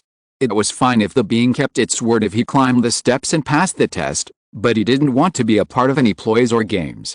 It was acceptable if it was just him, but since it was Ava, he can't tolerate any disrespect towards her or her being part of some grand scheme under the command of the god of death who is mocking her. She wasn't a plaything for others to enjoy. He wasn't naive or gullible enough to believe that this being was helping him out of pure goodwill. Still, as the god of death said, what can he do? He's nothing more than a helpless lamb before him. An ant that can be crushed with a snap. Since he was given a chance, he must do his best to make it worth it. Shaking off his uncertainty, he steeled his heart and tried to lift the coffin. To his surprise, it was rather light. It wasn't lacking in mass, still weighing about a normal school bag. There were straps on the back of the coffin for easy carrying. George, who was about to climb the golden staircase, heard another loud and majestic voice. Bow at every step of the air passage. George closed his eyes to suppress the feeling of suffocation and helplessness. George's legs did not waver, and without hesitation, he immediately stepped through the door and knelt on the first step. George could feel that his pride was being trampled on. He felt humiliated. It was as if he was asking for something like a frog. Still, he put aside his arrogance for the sake of his love. As long as Ava could be saved, George felt that it was all worth it. After kneeling once, Alex took another step and then knelt once more, showing his respect. The coffin he carried on his back swayed a little in the process. The path to heaven had no end in sight. In order not to be overcome by the desolation and bleak feeling ahead of him, he stopped looking up. Taking steps and bowing in succession, George already began to slow down, and after climbing only 48 steps or so, sweat had already begun to form all over his body and his legs and waist began to feel numb. Pain and discomfort began to spread throughout his body, but instead of deterring him, it burned his heart even more to try and reach for something higher. Chapter 487, A Proof of Their Love. In a place where no time passes and a glowing staircase is the only source of light, the man with a helpless expression climbed up with a coffin on his back. Anyone else would probably have already started thinking about the pros and cons or maybe given up, but not a single thought like that crossed George's mind. It was because this was not only a test to bring her back, but it was also a test of his love. The love for her did not allow him to give up despite the suffering. The path to heaven was getting harder and harder, but he did not flinch. There was only one thought in his mind that echoed over and over again. That is to bring Ava back to life or die trying to save her on these very stairs. There was no second choice for him. With such resolve, he did not have the slightest negative feeling, and these difficult times made him more stubborn, bringing out an invisible side of him that had been hidden deep within his heart. The coffin, which at first seemed quite light, now seemed to weigh a ton. His body seemed to be screaming and begging him to stop and give up. His stomach was growling and begging for food. His eyes couldn't stop shedding tears from being open for so long. However, he could feel his heart beating faster than ever under the effect of adrenaline. With a resolve that seemed as hard as diamond, with one step and one knee, George didn't turn around even once. There was nothing but the side of a staircase reflected in his eyes. His steps, which were quite fast at first, were now extremely firm. One step, one kneel, and the process was repeated over and over again. His face was red as veins began to bulge all over his body. Due to repeated bowing, the layer of skin on his knees had peeled off and torn. If one looked back, they could see the bloody footprints on the stairs. Even as he fought like a hero carrying the fate of the world, there was no one there to cheer him on or support him as they witnessed his epic struggle. Eventually, his legs began to hurt, especially his knees, which felt like a myriad of needles had been inserted into them. After bowing over 100 times, he was beginning to lose feeling below his waist and his back felt numb.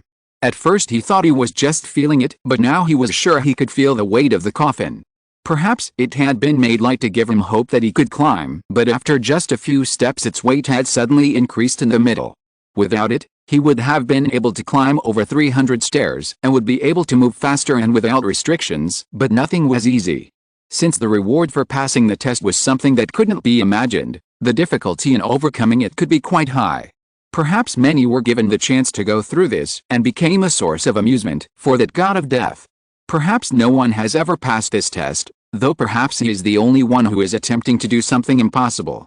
However, this did not discourage him, as there is nothing worse than losing the one you love the most.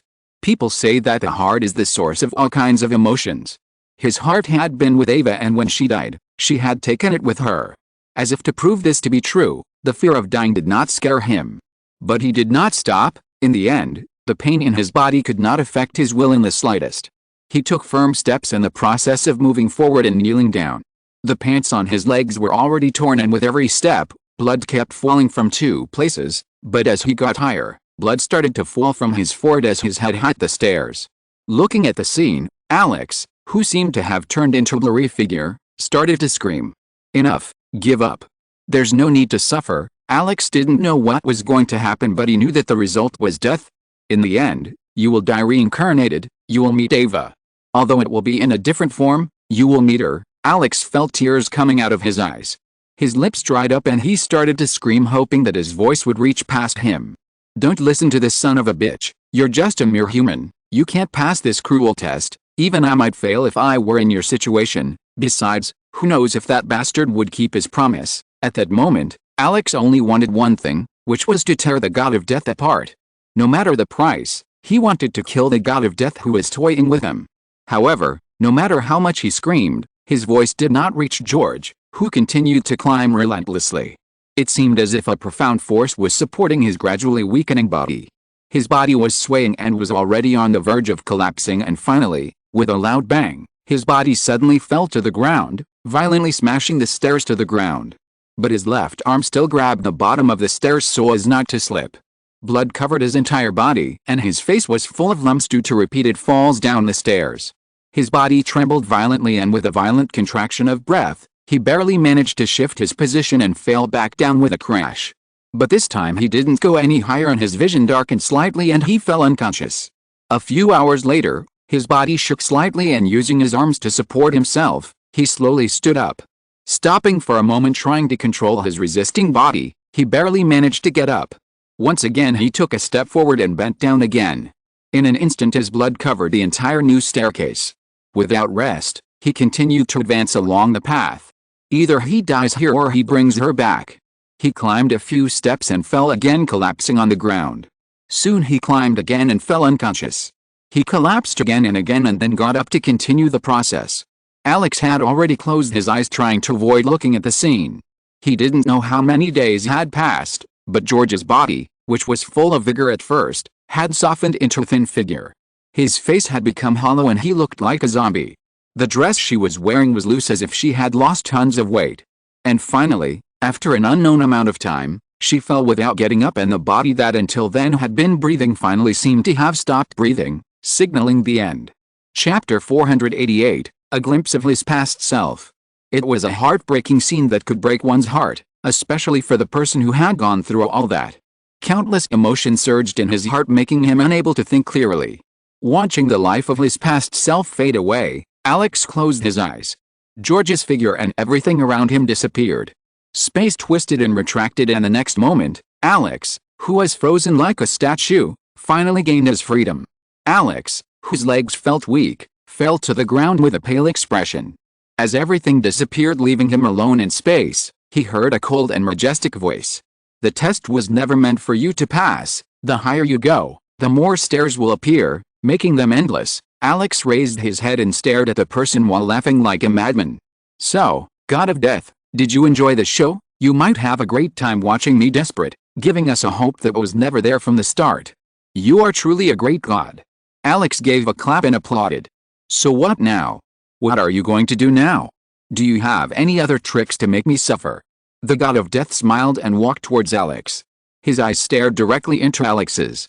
His eyes were dark and sunken like a void that dragged the viewer into the darkness. However, Alex didn't flinch, as he was quite used to that eye. It was the devil's eye. Do I ask you the same thing too? Now what are you going to do? I kept my word, but you can't keep your word to the person you love.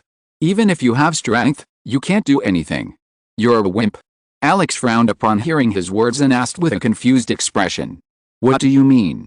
How did you keep your word? For those like you who have supernatural powers, the stairs have an end, but with each step the pressure will increase. However, for a normal person it will be a test of will. And it wouldn't end until the person undergoing the test dies, since who knows, you might just give up when you feel death approaching. Alex saw the man's gloomy face and it made him angry. And if you somehow kept your word, then what is your intention?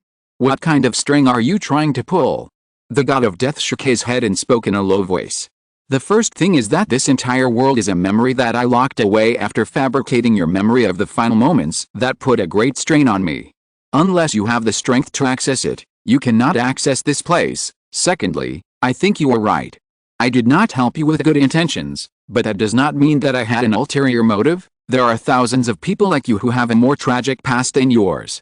I am not free enough to do all this. I deal with the millions of deaths every passing day and judge them. It also took a great amount of my power to create all this. Also, this is the consequence of your choice, the choice you made several eons ago. Several eons ago, Alex muttered weakly and spoke after deep contemplation. Are you talking about me from a past life? The God of Death nodded. You know that every world has gods who govern the laws.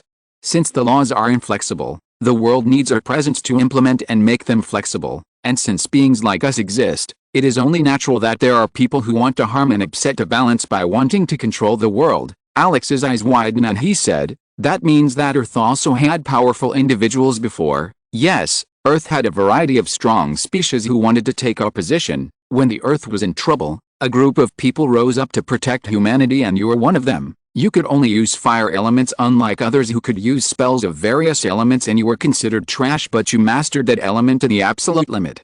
Shocking many, the God of Death said and took his figure. The space around Alex shook and countless scenes began to play around him. Among them, Alex saw a red-haired man standing above the sea of flames.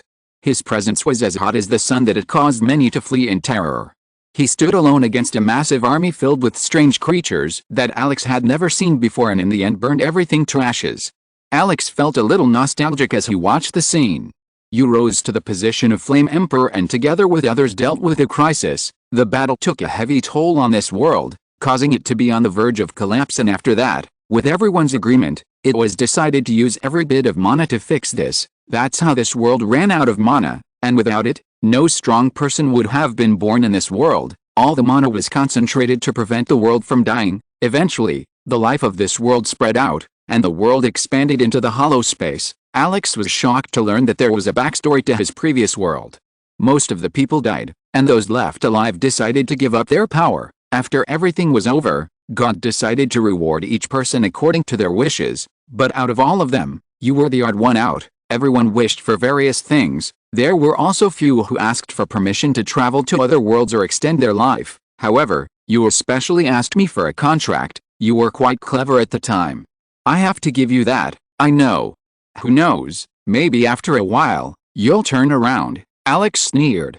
The God of Death ignored Alex's sarcasm and said, you asked for the contract to fulfill your request in another life. Alex's eyebrows furrowed for a moment. Isn't the afterlife random? How were you sure that your next life would be in this world? The God of Death rubbed his chin and said, yeah, it's still random. Who knows? There might be coincidences. Also, You might have already discovered that your soul is quite peculiar. It's quite strong. It's like there's a lot of things inside. So I felt like you could sense a lot of abnormal things as if you knew about the future. In that life, you were already at the top and didn't need anything, but that can't be said for other lives, he said with a mischievous smile. But you didn't fulfill the contract. The proof is that I'm Alex, not George. I kept my word. Don't accuse me like that. The god of death raised his voice, causing the surroundings to tremble. I said I would give you a chance to let Ava live with you. And aren't you already living with her? Alex felt like he had been struck by lightning. You mean, I traced a glimpse of their fate and reincarnated both of them into the individuals who were to be together. I can't resurrect anyone from death. It goes against the world, but I can help you in your rebirth and let you inherit the memories. Also, the gods of your current world are weaker than me because your world isn't perfect and all the fighting that's going on behind the scenes is for the balance of the world. Alex gulped. He had always felt that this person was stronger than the goddess before, but now he was certain. Because the god of darkness and the devil became separate individuals instead of one, the world had become quite chaotic. And Ava didn't have cancer. She died because her body had a heavenly constitution, but since there's no mana in this world anymore, her death was written from the beginning. The heavenly constitution requires a great amount of mana to sustain the body, and since there isn't any, her constitution was drawing out her vitality. There have been many deaths because of this cause. She's also one of the descendants of the hero who inherited my power, which is darkness, and brought it to another world. I see, Alex murmured nearby and felt like he finally found the answer to his long-awaited question. By the way, that test you've gone through is also the test to inherit my power. Huh? Your power? Yes, my power. Darkness is something that changes a person. For a person to not let darkness corrode their mind, they need to have a firm and unwavering will like yours, which keeps rising even though it seems very futile. It seems like you're using my power quite well to gain a sudden surge of power, but I must say that I'm disheartened by the way you treat my powers. Why aren't you cultivating my powers? He couldn't finish his speech because a crack appeared in space. Hiya, it seems like the time has come for me to leave. Wait, I have more questions. You have to find it for yourself. My will that had been hidden in the soul can't be sustained for long. It's fortunate that it hasn't been for that long. By the way, Alex, let me tell you something. You've already been through the feeling of helplessness and being trampled on by others, so don't be a wimp anymore. This isn't about your world, Alex. This is about the entire universe composed of various worlds that will soon face a huge crisis. We need rare individuals like you to stop it. The figure of the god of death began to blur and Alex seemed to be pulled out of space by a strange force. As Alex was about to disappear, he heard the last words of the god of death. Darkness is the symbol of fear. A symbol to ask people to stop committing evil because if they don't, they will be swallowed by an endless abyss of despair only to rot and regret. So, in my name, show your current world the true power of darkness. Chapter 489, Standing Against the Goddess. The world around Alex suddenly shattered like glass, causing his consciousness to crumble. The death god's words still echoed in his ears. Darkness enveloped him and everything became blurry for an unknown amount of time. In bewilderment, he opened his eyes, which were immediately assaulted by the flow of light. It didn't take more than a moment to focus his vision as he was used to this. A pure white ceiling greeted him. It was beautiful, but Alex didn't have the luxury of admiring it as the scene of Raya being kidnapped began to play before his eyes. It felt like it had been years since he spoke to the death god and then entered a deep sleep. Various thoughts ran through his mind. He felt his mind grow heavier due to the countless thoughts at the same time, as a new path of strength seemed to open before his eyes. The darkness that he could only utilize under certain conditions could now be manipulated quite easily. But he still needed something to store the darkness mana in a vessel, because the being of light cannot store darkness, and this is equally true for the other side except Raya. A deep sense of anxiety began to spread in his heart. His eyes became bloodshot at the thought of what Raya might be going through now. He muttered weakly and tried to get up from the bed. However, a sharp pain assaulted him, making him groan. The pain interfered with his sense of breathing and the flow of mana. His body seemed weak from being unconscious. Ugh, what's going on? Alex looked at the source of the pain and saw a black dagger embedded in his chest. Alex turned his gaze and saw his wife standing around. Alex stood up from the bed, but his feet wobbled and he almost fell to the ground. Athena walked over and explained slowly. Alex, take it easy. The dagger contains a terrifying power that even I can't heal, and it also contains a destructive aura.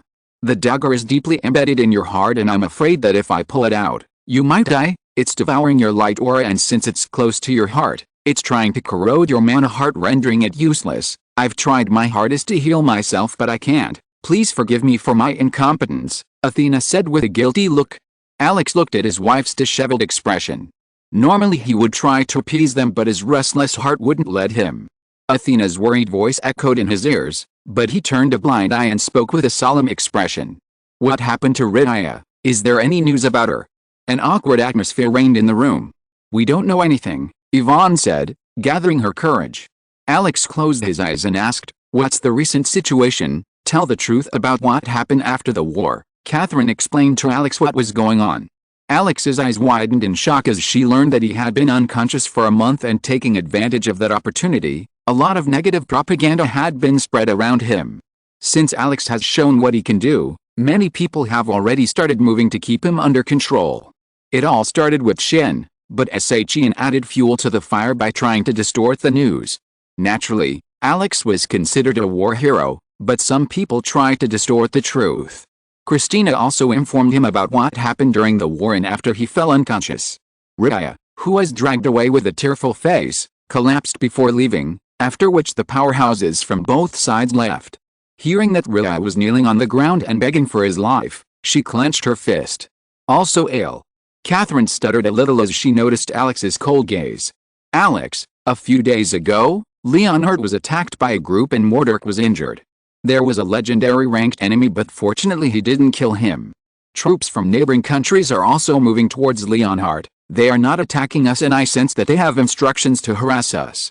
The border areas have been quite agitated. Since you are unconscious I ordered them to keep them under control without attacking them. Athena frowned as she sensed the uneasiness in Alex. She already had a bad feeling that something bad was going to happen, but Ridaya's kidnapping simply exceeded her imagination. Seeing that Alex remained silent, Athena was sure that a storm would soon erupt and sweep everything away. Alex just listened silently with a lifeless gaze and closed her eyes. She tried to contain herself. Where are we? At the Central Church, Chelsea. Okay, Alex muttered and stood up abruptly, startling everyone. Alex, where are you going? Do we need to take care of that wound? Athena shouted. Prepare a prayer room now. I have something urgent, Alex said in a cold voice. Alex, wait. You need to rest. Alex's wives began to coax him. If you don't want to do it, I can only attack with force. Alex didn't listen to them and left the treatment center. As he walked out, a strong pressure began to radiate from his body, signaling everyone to step aside. Hey, what's going on? The people in the church watched the commotion and were baffled to see a man walking with a dagger stuck in his chest from which black blood began to drip. Behind him, 4 women tried to stop him, but to no avail. The priests were also startled by the commotion. Alex walked towards the central prayer room. Mr. Alex, what is going on? Bishop's Reel asked. I have something to sort out within myself. Alex walked past Bishop's Reel. Alex, paying no attention to the others' gazes, entered the prayer room and slammed the door shut. Bishop Sarrow, please let him in. He might be praying and asking for the goddess's guidance. Don't stop him. Bishop's Reel nodded and decided to take a step back as he saw Athena's pleading gaze. The commotion attracted a hushed attention and many people began to gather around to understand what was going on. Inside a spacious white room, he looked at the statue of Goddess Rebecca and spoke in a sharp voice. Come out. A fierce voice echoed in the room and was followed by a deep silence. Alex waited for a moment and seeing no response, he stared ahead with a chilling gaze. Did you not hear me or are you deaf? I said come out, Alex roared, causing the space to vibrate as it could not withstand the pressure coming from its body. The space fluctuated and light enveloped the statue. Goddess Rebecca, enveloped in bright light, stepped out and looked at Alex with a complicated gaze.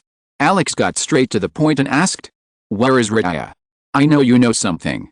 Now tell me where she is and why she was kidnapped. The only thing Alex could think was that Ridaya was unaffected by the light.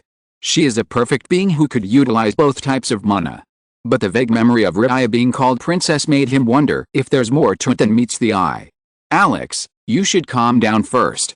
You're agitated right now so you might make a misstep now, Goddess Rebecca said in a pleasant tone thinking that her words might calm Alex down. However, contrary to his thought. Then, am I a child? I'll do what I think is right. You must be thinking that if I die doing something useless all your investments can become worthless, aren't you? Goddess Rebecca's eyes turned sharp. Alex, stop your madness, madness. You call this madness? My wife stabbed me in the heart with a dagger and then was taken away while you and everyone in the world stood there doing nothing, Alex shouted and his breathing became labored. And where is that goddess of lust? Isn't Rhea her beloved daughter? What was she doing when all this happened? Don't tell me you didn't expect this. You all knew about it and could have prevented it by sending an oracle, but you didn't. As Alex's voice grew louder and louder, Goddess Rebecca grew angry. Hey, stop staring at me and answer my damn question, Alex shouted at Goddess Rebecca. Alex, you're clearly overstepping your boundaries. Goddess Rebecca's voice became sharp, shocking Alex. We are not obligated to answer all of your questions. We are not your servants and you cannot vent your anger when something happens to you. Who do you think you are? You are nothing more than a simple human being whom we have raised and taught. KHHGH. Alex knelt on the ground as a powerful feeling of oppression overwhelmed him. The wound on his heart tore open and blood splattered onto the ground. Alex gave Goddess Rebecca a blank look as he had never imagined that Goddess Rebecca would do this just because he asked her to. You all trained me until I passed out. You forced me to take care of your daughter and protect her. Now then, while I was doing all this, was it too much to ask you for more information? Since you expect something from me, shouldn't you also show some sincerity? But instead of stepping forward, you were busy playing the games behind the scenes. Ha ha ha ha ha. Alex laughed and muttered madly. Looks like I was right. I really have become a pushover after being tamed. Goddess Rebecca frowned as she watched Alex laughing like a madman. She panicked and thought that perhaps she had taken this too far. English beer boom. A deafening roar echoed and a beam of light shot out from Alex. Goddess Rebecca's figure made of light burst out like a watermelon, and the beam struck the goddess statue, breaking it into pieces. Goddess Rebecca condensed once again and screamed. Alex, what the F? Swish. Suddenly the entire room went dark. Her body froze as she saw Alex's figure standing in front of her, emitting a deadly killing intent with dark eyes. An eye that cares nothing about what was reflected in the vision of Goddess Rebecca. That look. Why do you have that look? It can't be. It's possible now. No, this could just be a coincidence. There's no way it's possible. I must calm down. I'm a goddess and I must maintain the dignity of one. However, she tried to reassure her as she raised her head. Her body shook in fear as she met those eyes. Languid gaze, as cold as eternal coldness. Gaze filled with confidence of being unrivaled and invincible. A memory of the past that was hidden deep within her heart and that she had buried resurfaced again in his eyes. Do you think that if you didn't teach me, I would be a pathetic insect that could be trampled on by anyone as long as they wanted? I've been too soft on you. Look carefully. This is something that neither you nor the devil had taught me. And now, tell me, what if I were to remove every statue and church beneath your existence and persecute everyone who dares to worship you until you answer my question? Wouldn't that be fun? Chapter 490. The beast had been untamable. A deep and majestic voice began to ring out in Goddess Rebecca's ears, causing her to recall the memories of the past. A being whose side gathered a dazzlingly golden light, while on the other side was an aura of deathly darkness. You may be the creator of this world, but I am its master. Just because you created the world doesn't mean it's yours. I am the one and only among all, who managed to conquer everything with my sheer will and strength. You may feel bad, so what? It's the right of the strong to do as they please. If any of you have any dissatisfaction with this, why don't you ask this sort of mind for an answer? The humiliation that was engraved deep within their hearts and had been buried millions of years ago suddenly resurfaced. The grandeur on his face faded and his eyes lost confidence. Because in front of him stood the man who carried the same aura of the ancient being whose body flickered with light and darkness. And those deadly eyes. They were the eyes of the person who had grown bored by being alone at the peak with no one to threaten her. Darkness and light. Why limit yourself to one if you can learn both? According to what Alex knew, the law of darkness that the devil had taught him was incomplete. And on top of that, the world was lacking darkness mana, so he thought that the effort of cultivating darkness wasn't worth it. However, after meeting the god of death, one of the obstacles that stood in his way was overcome. He had always been complete. The law of darkness in him had always been complete. After all, he was the inheritor of the god of death whose power was beyond the current world. It was why he was able to gain a quick understanding of darkness when he was struck by darkness from the manifestation of the god of darkness. Now the only thing he lacked was the source. He needed something to store the darkness mana, as the vessels in his body weren't suitable for it. But that was also solved by pure chance. At that moment, only Alex knew how grateful he was for entering the academy and stumbling upon a theoretical aspect of storing mana in a different way. The dagger that stabbed into his chest fell, leaving a ghastly open wound with rotting flesh. Alex's eyes darkened, and the darkness that remained in his body began to be absorbed within him. A new black-colored core began to form and spin within his body. A dark green flame flickered before him. The seed of darkness, containing a large amount of mana, became his nourishment. The large amount of darkness mana began to condense within the core. Hiss. Strong gales began to surge from his body as darkness and light began to intertwine. The goddess Rebecca, who had seen all sorts of things in her life, felt her worldview shatter at the sight of the man before her. Even that being who could use both of them millions of years ago had compatibility with both of them, unlike Alex. Goddess Rebecca, who saw the seriousness in Alex's eyes, could sense that he wasn't joking. She heard his voice again, which showed no emotion. There are two people in the world that one should be wary of. The first is one who has nothing to lose, and the second is a hero who had given up on standing tall, and both cases can be said to apply to me. Ava, who was born as Ridaya, is my everything. Losing her is losing everything. The subtle killing intent in his voice made her certain that he would do as he said. Alex, if it were you I could have said everything since you are an exception, but talking about Ridaya may cause the law of coincidences to act. There needs to be an equal exchange. I see. Just because you needed to waste some powers to answer my question, you were avoiding it, then, take it. Huh? Goddess Rebecca was shocked by Alex's words. Take Goddess Fortune. If this isn't enough, take Emperor Charisma and Emperor Pressure. I don't need any nonsense luck anymore, nor do I need to keep up those facades. Alex knew that he would never be fit to become an emperor. An emperor had a different kind of charisma and majesty that he never had, which was why he used to keep up a facade with those blessings, but now he doesn't need them because he now understands what he lacks and can make up for it.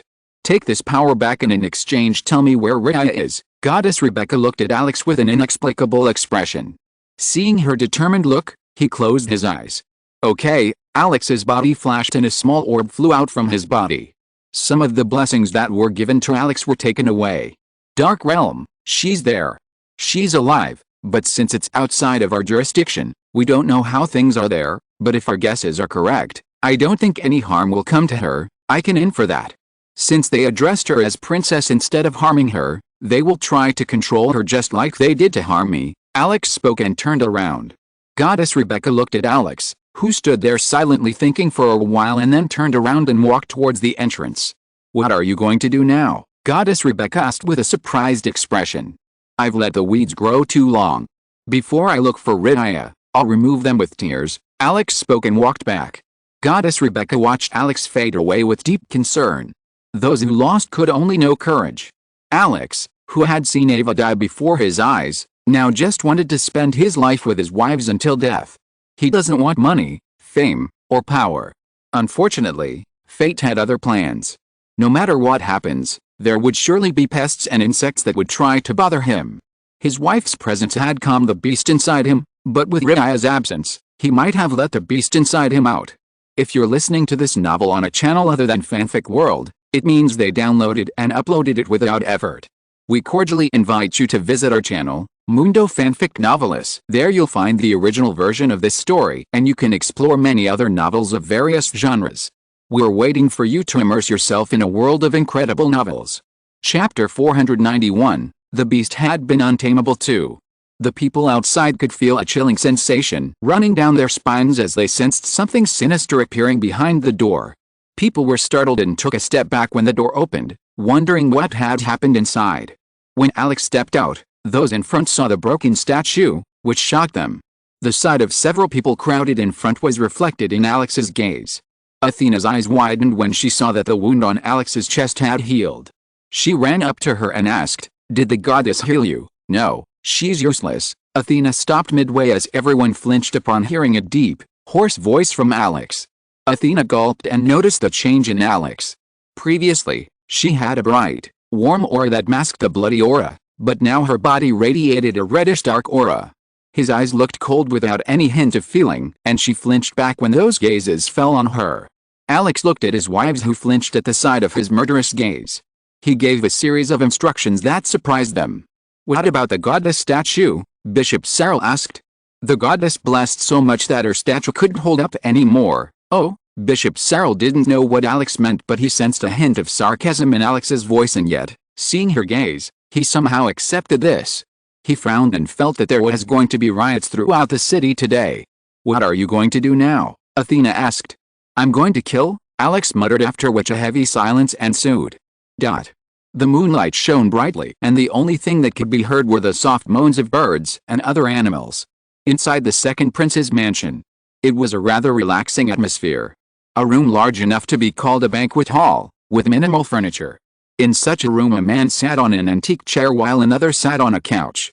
"Hey, our recent days have been quite good. With a loss of personnel on the first prince's side in the war, his position had weakened greatly, and unlike him, we hadn't lost much and still had the support of the magic towers, who told that fool to run forward like a hero. If that fool Alex hadn't arrived, Prince Sean would have died and you would have already won the war. Your Highness, you are truly worthy of my praise. With your farsightedness you were able to predict the scenarios and stood back letting others bear the brunt." Hex nodded with a satisfied expression. Feeling good after hearing Shen's many praises, he said, "It's just that my brothers are too foolish." As Shen continued to praise him, Hex was wondering about something else. William was still building up his forces while Shen is just a useless prince and is almost out of the running.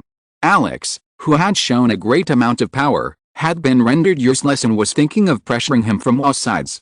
All Alex had was a kingdom that he could control quite easily.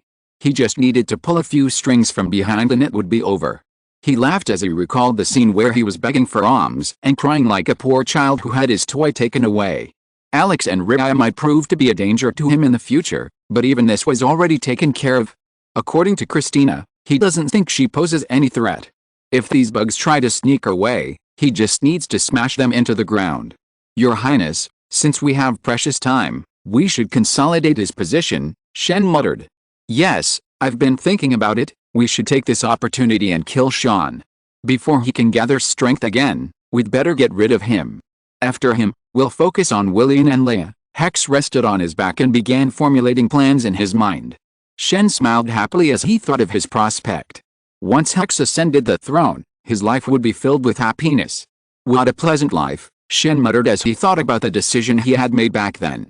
If he hadn't stabbed his friend, he might have joined Sean's side and Prince Hex might be losing. Regardless of the cost, his gamble paid off. Shen raised his cup and said, "To our happy future." Hex nodded and raised his cup. To our happy future, however, their cups might clash against each other. The walls of the room exploded due to the explosion surrounding them and trapping them. Hex was startled by the sudden attack, but reacted immediately and formed a shield around himself to protect himself and Shen. Flames blinded his vision and surrounded them. The ceiling began to collapse and fall on them. Dang! Dang! Dang! A few moments after the explosion everything began to calm down. Your Highness, who could have the courage to attack her like that without fear of repercussions? Shen muttered with a frightened expression. Hex was also thinking the same thing, wondering who it could be. What a joke. It was at that moment that a tearing sound resounded, causing space to distort. Something black flew towards them like lightning and hit the shield. The force with which the thing collided broke the barrier, and Hex was taken by surprise. Kayak! Hex screamed and his body flew past a place and crashed into the broken walls. Boom! Shen, who stood rooted to the spot, looked back and saw someone land on top of Hex with a loud boom. The fire that was going out of control was suddenly stopped by the shockwave. Through the screen of flames, Shen finally saw the figure of the man whose body had been covered in a veil of darkness, and through it he noticed long golden hair. Shen knelt down with a frightened look. It can't be. Hex looked up with blurry vision that cleared when he heard an emotionless voice. It was a body covered in darkness through which two blood-red eyes stared at him, filled with murderous intent. Rise, because this is just the beginning. Rejoice, today will be the beginning of your despair. Chapter 492, The Beginning of the Massacre. Hex's eyes widened as he heard Alex's voice. How dare you attack this place? Dozens of light droplets appeared around the place and shot towards Alex. Many magic circles appeared around Alex and cast magic attacks on him, enveloping him in terrifying magic energy. Footsteps could be heard and a strange sight aroused the agitation of the guards who came closer. What are you looking at? Protecting His Highness, Shen shouted in a frightened tone. The magic energy began to disperse as Hex had an ugly look on his face. More than ugly, he looked like a person who had received the biggest scare of his life, as even if he had bombarded spells from the tip of his finger, the fold on his chest did not move an inch. When the mist dispersed, he saw the person covered in a cloak of darkness staring at him. Do you think you will be safe after doing this? Attacking a prince is a punishable offense. Are you misunderstanding something? Alex looked at him and spoke with a sneer. This is all self-defense. I came here to take away the one who was barking at me for too long, but it's you who attacked without warning, and about the eyewitnesses. Hex's eyes trembled for a moment when he heard Alex's voice. As if looking at the surface of a lake where not even the breeze blows, the eyes were calm and languid. It was a look he had never seen in his life. Boom. A faint explosion was heard.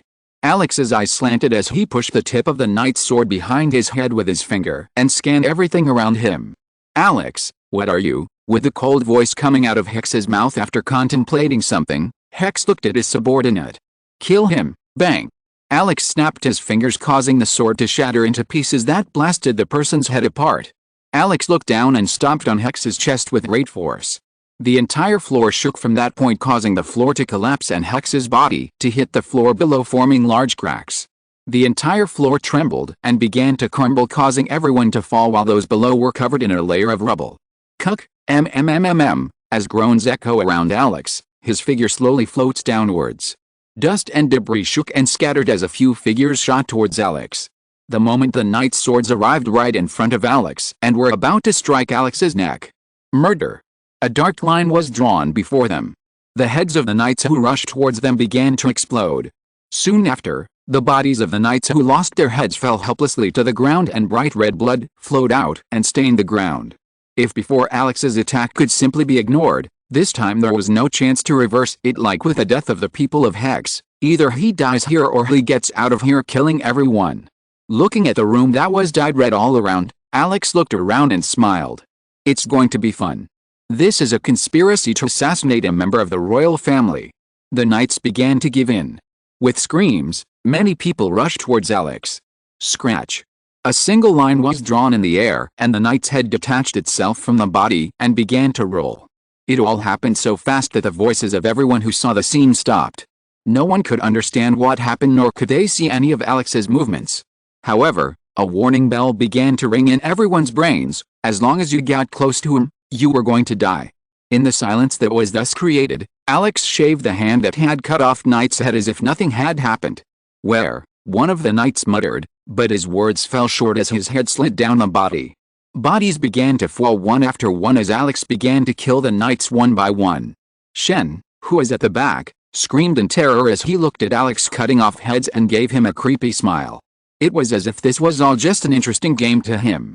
The enemies who pulled out their swords were instantly cut down.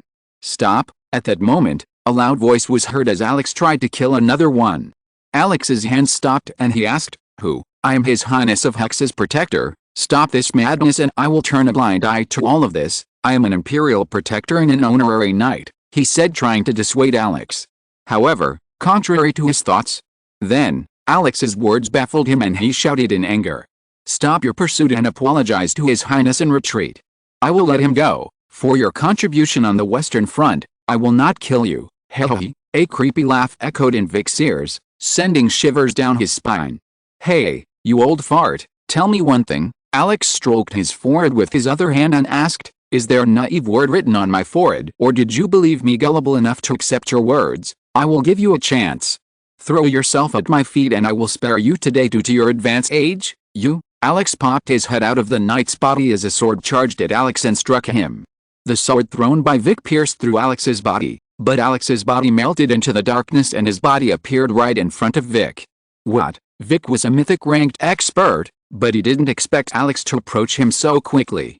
His eyes couldn't detect Alex's movements and his body wasn't reacting properly due to the pressure radiating from Alex's body.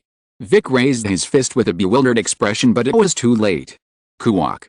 Because Alex's black hand broke through the armor and pierced Vic's chest.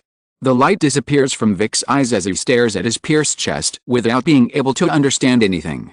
Alex grabbed the heart and crushed it. Life drained from Vic's body, and when the knight's body hit the ground, Alex's figure already ceased to exist in front of him. Shrek. Alex moved through the darkness and his hands caught something. A figure appeared before him and looked at him in surprise.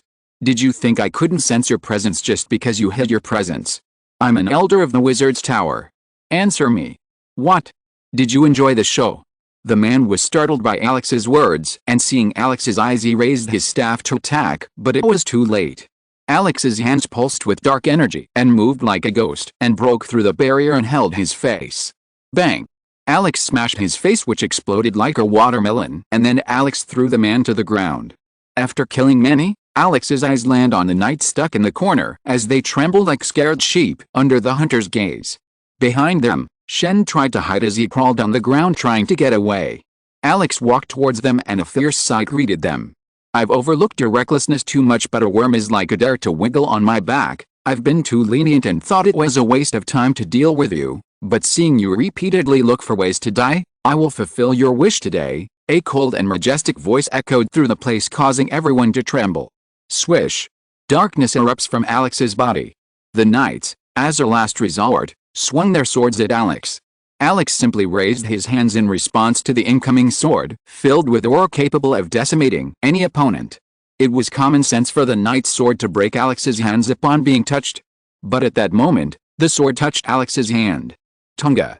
As if meeting resistance like an unbreakable wall, the sword bounced off his hands. The opposite reaction caused his hands to go numb and fall to the ground as they stared at the person who looked like a demon in their eyes. Each of them is an elite of their own and could be a figure of respect and reverence. But in front of the man who exerted suffocating pressure, they seemed like a frightened lamb. From the moment the man appeared, everyone knew. This is a madman. A madman who goes crazy and stops at nothing unless he is satisfied. 2 years ago, when he was attacked by assassins, he marched holding a head towards the throne room, and after enlisting in the academy, he seemed to become normal. However, here he is again, and the motive seems to be to kill the person behind it. Forgive us. We had nothing to do with your plans, the knight tried to plead, but... Their necks snapped and blood splattered onto Shen, who trembled in fear. Alex's feet stomped on Shen's legs, who was crawling to get out. KHKKKK, Shen's hoarse voice was accompanied by a crunching sound as his bones broke and were crushed. A fierce scream erupted from Shen's mouth at the mounting pain, but the scream did not end. Shen, who looked up, saw his vision covered by Alex's feet that descended upon him. Erug! Shen's body slid all the way to the bottom. Alex sat on his chest. Shen's body trembled as he looked into Alex's dark eyes, which were like a black hole heading towards an endless abyss. A reddish glow began to emanate from Alex's body, causing Shen's pants to become wet. Alex's breathing became faster and anger began to grow in his heart. Shen tried to gather the little courage and pride that was still left in his heart and spoke. Touch me if you dare, bang! You, bang! Fists began to rain down on Shen, one after another. Alex controlled his strength, trying not to kill him, while in the meantime, he began to heal him at regular intervals. Bang! Bang! Bang! Bang! The ground began to vibrate and the entire building began to shake. Like a mythical rank with abundant fat, Shen fulfilled the mission of being Alex's punching bag. A deep hole had already appeared around him due to the shockwaves carrying dust and debris. Forgive me and I promise I won't appear before your eyes. Bang! Alex punched Shen's face first, which broke his front teeth. Shen grabbed his hand and burst into tears. Please. Alex looked at the bloodied figure. Shen, whose eyes had turned cloudy, looked into the emotionless eyes as the beating stopped. He thought his plea would be fruitful. I've never seen a pathetic mythical rank like you. However, Alex was the first to fall on Shen and began to beat him into paste. And so the blows continued, followed by terrifying wails of pains and miseries that sounded over and over again. Chapter 493, The Beginning of the Massacre 2. The white shirt he was wearing was soaked due to the blood splatters. Among the bloodstains decorating his clothes was the blood of the man who had collapsed, unable to withstand the blows. Even though he was brutally pulverized, his eyes were wide open with a blank expression because he wasn't capable of falling unconscious even if he wanted to. It was a look that no one could understand. An icy silence settled over the place, but Alex didn't care as only one thought crossed his mind. He was here to get revenge. It wasn't wrong to say that it had all happened thanks to this guy. If this guy hadn't delayed the reinforcements, Rai might not have had to show that form that had clearly attracted the other side's attention. On top of that, Alex beat him up while healing him, repeatedly returning Raya and Christina's share. Alex pulled out a dagger and stabbed his thigh, causing blood to splatter, after which he continued stabbing, making holes one after another. Alex heard a scream and looked at Hex, who after waking up was staggering on the ground with a horrified expression. His heart was beating wildly and his body was shaking in fear. He didn't know how Alex could eliminate mythic rankers like they were some kind of bugs and lost 2 mythic rankers who were his strongest support today. On top of that, Hex couldn't identify Alex's realm. It wasn't that he had hidden his power, it was just that he simply couldn't sense it. When his eyes met Alex's, he saw a wide smile on Alex's face that made his eyes tremble as he looked at the incomprehensible existence. "Don't worry, you're not going to die today," Alex muttered and stood up, shaking his sleeves. A golden chain appeared in his hand and wrapped around Shen's neck. Alex started walking and Shen's body was thrown to the ground. "Alex, you're overestimating yourself, leave it and go back. I'll forget about today's matter, otherwise I'll stop you with all my might," Hex spoke, summoning his last bit of pride. As he muttered, Alex could see various auras appearing in the surroundings. He was covered on all sides. Knights and mages had led a chase against him outside the place. They were all waiting for Hex's command. Alex looked up. "So this is the source of your confidence," Alex said in a cold voice and looked around. His body started to glow with a crimson light and he opened his mouth and roared with all his might. Who dares to stand in my way?" Like the wrath of the heavens, Alex's roar sent out shockwaves, causing everyone outside to be hit by strong gales that swept them away like dry twigs and branches. The sky began to rumble as if torn apart by the resounding roar, followed by a shower of lightning. Alex's killing intent condensed, dyeing the entire dark sky red. Cuck. Junk. Facing the unfathomable killing intent condensed above them, many fell to their knees and began to tremble like branches swaying back and forth due to the wind. How is this possible? Many stared in disbelief as just one roar from the man sent shivers down their spines, shaking their will to fight. "You think you can scare me with a simple roar? I've seen many madmen like you who dare to run amok without knowing the vastness of the world only to grovel before others' feet afterwards," one of the wizards stepped forward and shouted. Alex yanked at his arms. A dark mass of energy covered his fist. "Get out!" He threw his fist towards the wizard who couldn't react in time. However, his staff's defense mechanism activated on its own to protect him. Boom! Everything in the wizard's surroundings disappeared, turning into blood mist. 5 people who were around him were swept away by the attacks and after a moment, blood began to rain down to the ground. "Anyone else brave enough to face death? Go ahead, I'll grant your wish today." A mythic ranked knight leapt out of the shadows and was about to attack when a dark mass that appeared out of nowhere pierced his thigh bone and pierced his skin. The knight bit his lips and held back his screams but couldn't hide the groan that came out of his mouth. Thud. The slight sound of his fall was enough to make everyone back off in fear. Their morale was trampled by a single gesture.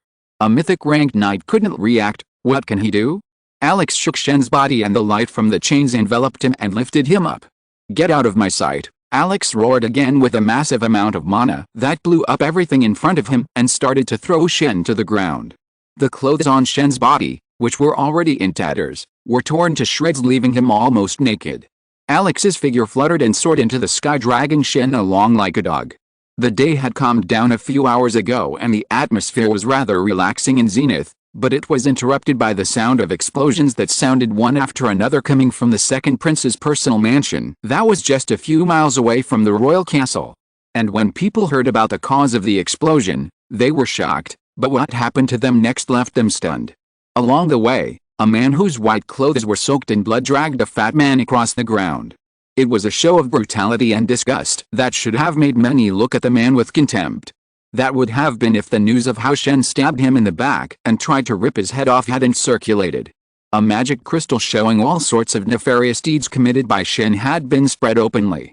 Alex has attempted to find out all of Shen's crimes. From illegal slavery to drug trafficking. Turning his back on him as a general and instigating one kingdom to fight another in the war against the demons and the assassins sent to kill Christina. Alex had gathered all the evidence and was waiting for an opportunity to sweep it all away. However, his patience to appeal the ruling had run out and now he will take matters into his own hands. Alex, who dragged Shen to the gates of the royal castle, stopped as he saw a large number of soldiers guarding the gate. "Let me pass. I will enter peacefully, have an audience with the emperor, and leave," I'm sorry, Alex, we can't do that. Slar stepped forward and spoke in a haughty tone. Alex's eyes widened when he noticed that the man hadn't referred to him as a lord. Alex looked at the man and the people behind him. Every single one of them were elite and seemed to be quite well trained. Tell me, the red core in his body began to spin fiercely, converging flames on Alex's hands. Whose dogs are you and how do you want to die? Chapter 494, A Night to Remember. The front of the castle, which had been bustling with an unusual hubbub, suddenly fell silent as a loud voice pierced through the darkness. Tell me, whose dogs are you? The words echoed through the place, and what followed next was the sound of an explosion followed by screams. Boom! Like a torrent, waves of flame swept through everything around them. Above the gates appeared a defensive barrier that was meant to stop an intruder's attacks. The waves crashed against the defensive barrier like powerful tsunami waves, one after another. Crack! Crack! The barrier shattered like fragile glass, and then the flames reached the massive gates and blew them away.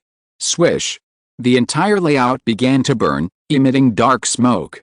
A warning sound could be heard signaling an enemy's invasion. The soldiers rushed towards the gate as they wondered who had been foolish enough to enter there. Who is it that seeks death here? Wheeless, who was a mythic-ranked warrior, appeared and looked at the soldiers rolling on the ground while others tried to extinguish the fire. It's me. Wheeless' attention turned to the front, where she saw a bloody figure advancing, trampling on the fallen soldiers while dragging someone away. Her eyes widened as she recognized the figure. The person who had been accused of conspiring with the enemy by the nobles, while on the other hand, he was the person who had been labeled as the hero of the Western Front. Alex von Leonhardt. Sir Alex, what kind of recklessness is this? He asked in a calm tone, trying to understand the situation. He might not know the person much, but since this man had fought and brought victory to his country, he would not behave like this unless something happened. You should ask this dog. Wheeless turned his head and his gaze fell on Solar. Sir Wheeless, I am innocent. This man barged in here forcefully while ignoring the authority of the Empire. We should kill this bastard here no matter what. Wheeless understood the situation and looked at Alex. Sir Alex, don't you know that you need an appointment to request an audience with the Emperor? There are many people who want to request an audience with the Emperor. You are not the special one. Wheeless frowned at Alex and raised her sword to make a move. Who said I'm here to meet the Emperor? Huh? Wheeless' expression stiffened. Slar looked at Alex with a confused expression. I'm here to meet my father, Kevin von Stan. How dare you address the Emperor as your father? The Emperor does not have a son like you, Slar shouted. Alex's gaze turned sharp. Even though I am disowned, that does not mean I am not his son. Or are you saying that he is not my real father and that I am someone else's son? Alex heard an echo like thunder that made everyone shudder. Because they have no power to respond to this. A few months ago, rumors of Alex being an illegitimate child spread in the capital, and the Emperor took the reins himself. Those who dared to say this were severely punished and had their tongues cut out. Meanwhile, several nobles who had joked about this were found dead along with evidence of various crimes. No one knows who did it, but they were certain that the Emperor had something to do with it. So here no one had the courage to deny Alex's words. On the other hand, they can't even agree since Alex is basically disowned and the royal family will have no connection with him. When everyone felt that they had stepped on the trap, they heard loud laughter. Who knows? Sachian walked out with guards around him and mocked Alex. His Highness the Fourth Prince Sachian. Everyone greeted him and bowed their heads. See? This is the difference between you and me. I'm a person worth over millions, while you're nothing but a measly piece of discarded trash. Is it yours? Alex asked. Sachian tilted his head and asked. Yes it is. So what? Everyone felt the atmosphere suddenly turn cold. Are you worthless? If you didn't have your wife's support, what would you have been able to do? Do you think I don't know why you're wagging your tail here and trying to stop me from entering? Alex stared at Sachian. Sachian frowned and stared at Alex.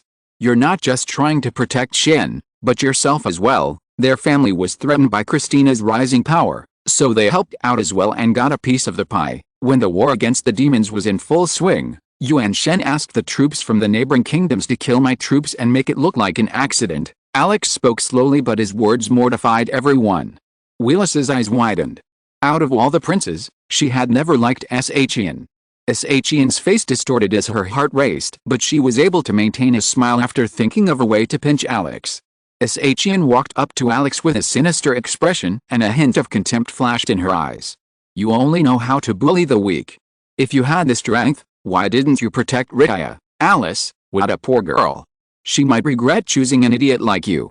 While she might be in an unknown state crying and begging for mercy, you'll be playing and enjoying yourself with your other 4 wives. Ha ha ha, what can I say?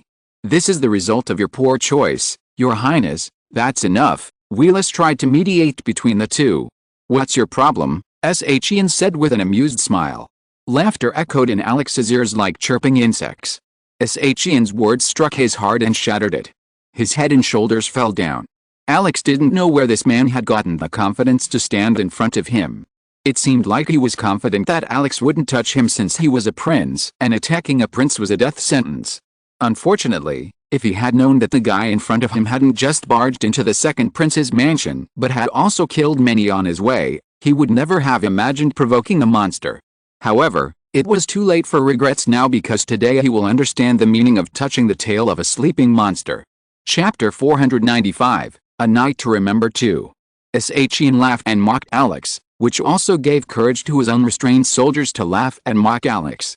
Slar, who had already been beaten before, was thoroughly enjoying the situation. Seeing the man who beat him to such a state and being humiliated before the royal castle calmed his soul. Everything except the sound of laughter ceased. At the moment of decryption, Ian, who was immersed in fun, felt something pass by him. His laughter slowly stopped as his premonition began to whisper in his ears about impending danger. Uneasiness filled his heart and he began to observe the state of his body. He was certain that something passed by him, something so faint that it went unnoticed even by the 2 mythic-ranked knights standing beside him. Tick. Ian's eyes nearly popped out of their sockets as his body stopped on the spot as if it had been caught by something sinister. Not only was he unable to move, he couldn't even open his mouth and scream. It was as if his entire body was wrapped by hundreds of invisible threads that signaled the proximity of his death. His back was drenched in sweat as he tried to circulate his mana and scream for help, but it seemed like his body stopped listening to his command. Huh, Your Highness, the knights sensed something was wrong when they saw Ian, who was laughing, abruptly stop with a bewildered expression. Soon after, Alex's aura began to run rampant. The ground beneath his feet began to crack, spreading radially. Alex raised his blood-red eyes filled with murderous intent. His bloody gaze made everyone tremble. Did you enjoy it? Did you have fun mocking me? Did you enjoy watching Raya being forcefully taken away from me? Ha ha ha ha. Alex grabbed him with a heavy gaze. Okay, because now I'm going to have fun destroying you. Stop, Wheelus shouted and rushed towards Alex, pulling out her sword without hesitation. She could sense Alex's intent, and if she didn't make a move, Alex might really kill Ian. Alex tilted her body and pulled out her sword. Following her gestures, the spaces all around were torn apart and a slash struck Wheelus. Like a kite cut from the string, Wheelus' body flew out and crashed into the large pillars at the back, reducing it to dust. Wheelus' attack was the signal for everyone to advance and subdue Alex. Alex watched the approaching soldiers with an emotionless gaze. Seeing hundreds of soldiers rushing towards him like a moth moving towards a flame, Alex gave them a pitiful look. Why exactly? Why are you forcing me to kill you all? His words sounded like a death sentence in everyone's ears, and his image disappeared. Countless lines that existed for a mere second were drawn in the air around the soldiers. Painful screams rang out as parts of limbs flew through the air along with blood. Alex, who appeared in the people's sight again, showed a huge hand that swept towards him like lightning. The aura radiated by those hands was much stronger than a normal mythic rank. But as powerful as it was another story if it wanted to harm him. Whoa! Shrouded in a dark aura, Alex's sword moved through the air, cutting off all the fingers on it by drawing black lines one after another. Alex shot forward through the gap created and disappeared from the spot. And he appeared right before the mythic rank with a speed that couldn't be compared to before. Although the mythic rank Kazis was startled, he quickly put up defensive measures all over his body that had always protected him in life or death situations. However, Kazis' thoughts immediately changed.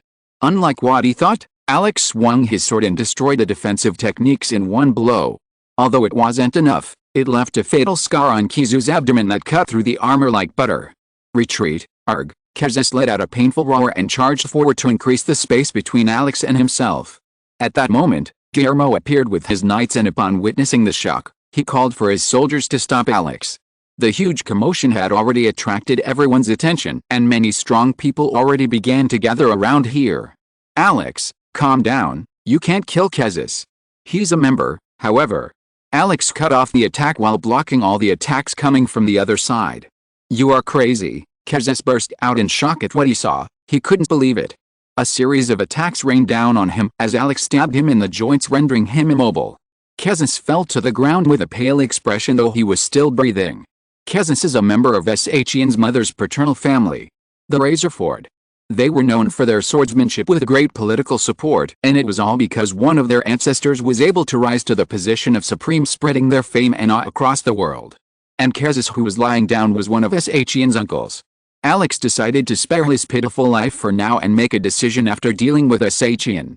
Alex, turning a blind eye, walked towards Shyan with murderous attention. Shyan stumbled into his back as he saw Alex coming towards him. Don't come here, stop right there, submit it. Die. Will he really die? William raised his sword and stood between them. William. Leave. This has nothing to do with you.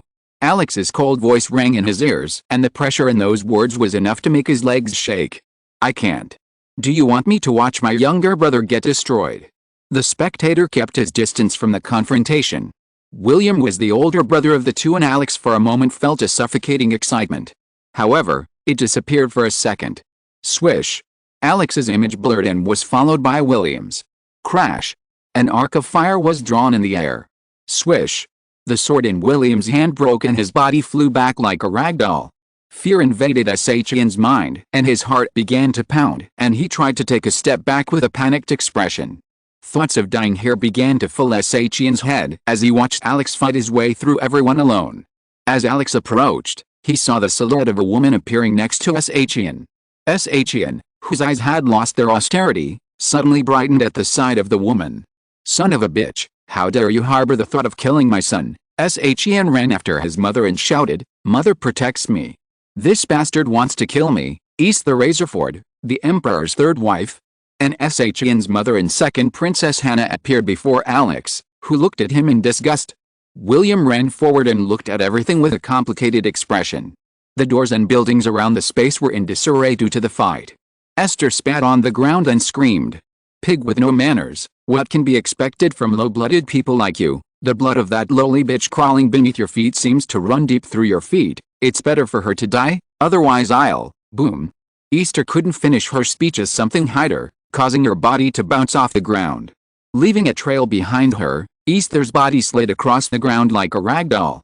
What? Everyone's eyes widened as they saw Alex hitting one of the royal concubines like it was nothing. Crazy, he's a madman. The outrageous act was enough to make them shudder.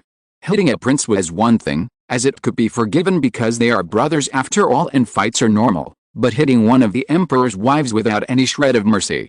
This is beyond common sense. Only a senseless and bloodthirsty psychopath could ignore everything.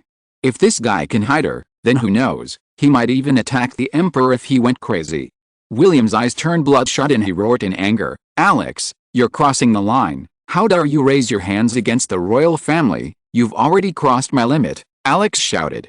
You dare to preach common sense to me when you were the ones who started this farce. It seems like all of you are so bored that you're trying to drag me down even when I'm not on the line of succession. Since you dare to start this, prepare for punishment, Alex shouted and raised his sword.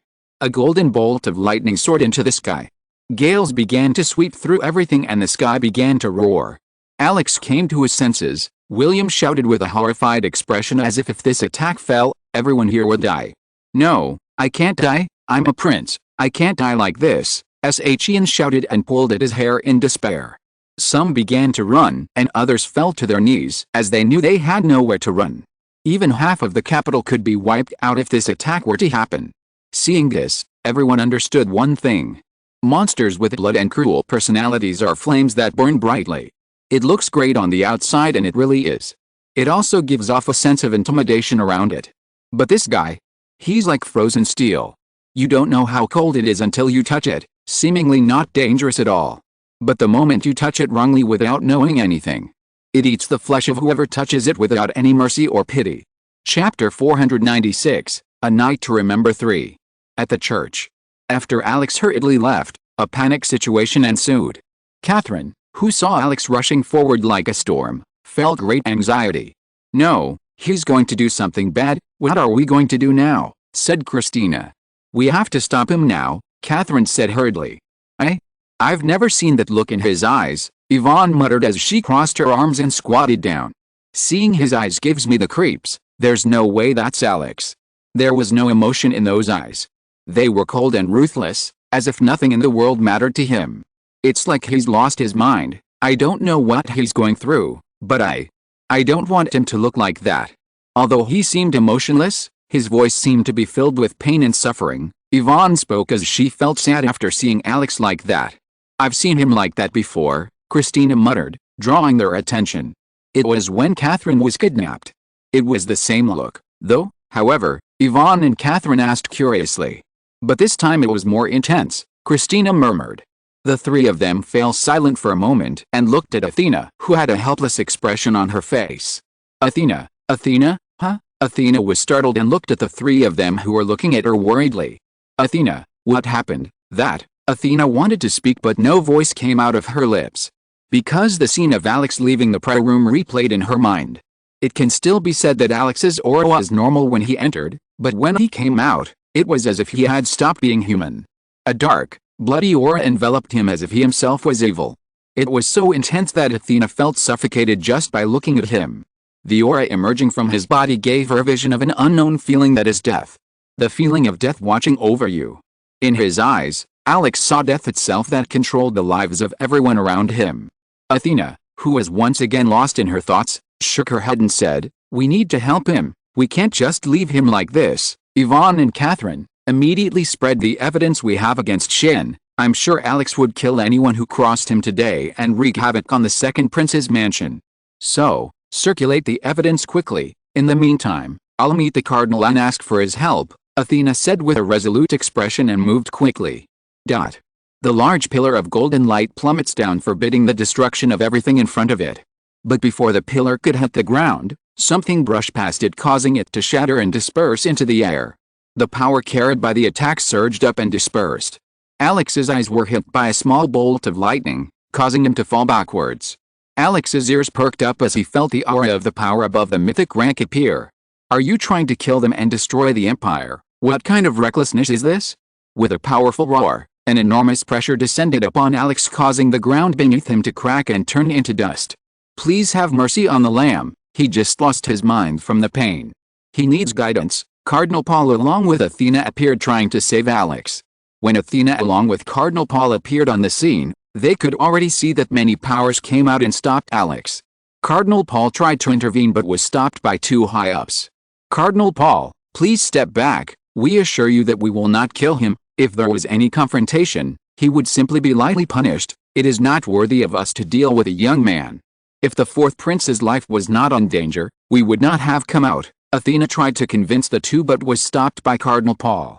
"Athena, let us be careful. If anything happens, I will surely intervene," Cardinal Paul assured him and began to observe the situation while looking at Alex with an inexplicable expression. Shyan, who saw Cardinal Paul being stopped by others, laughed while giving a pitiful look. "So, that's why you fly so much?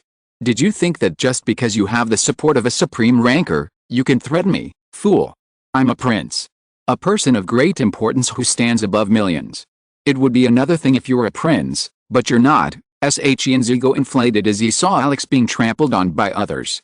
"Hehe, you see, you can't even touch a single hair on me. I am the prince. I have an army supporting me. The moment you touch me, you die. Kid, let him go. You can't kill him," an ancient voice echoed throughout the place.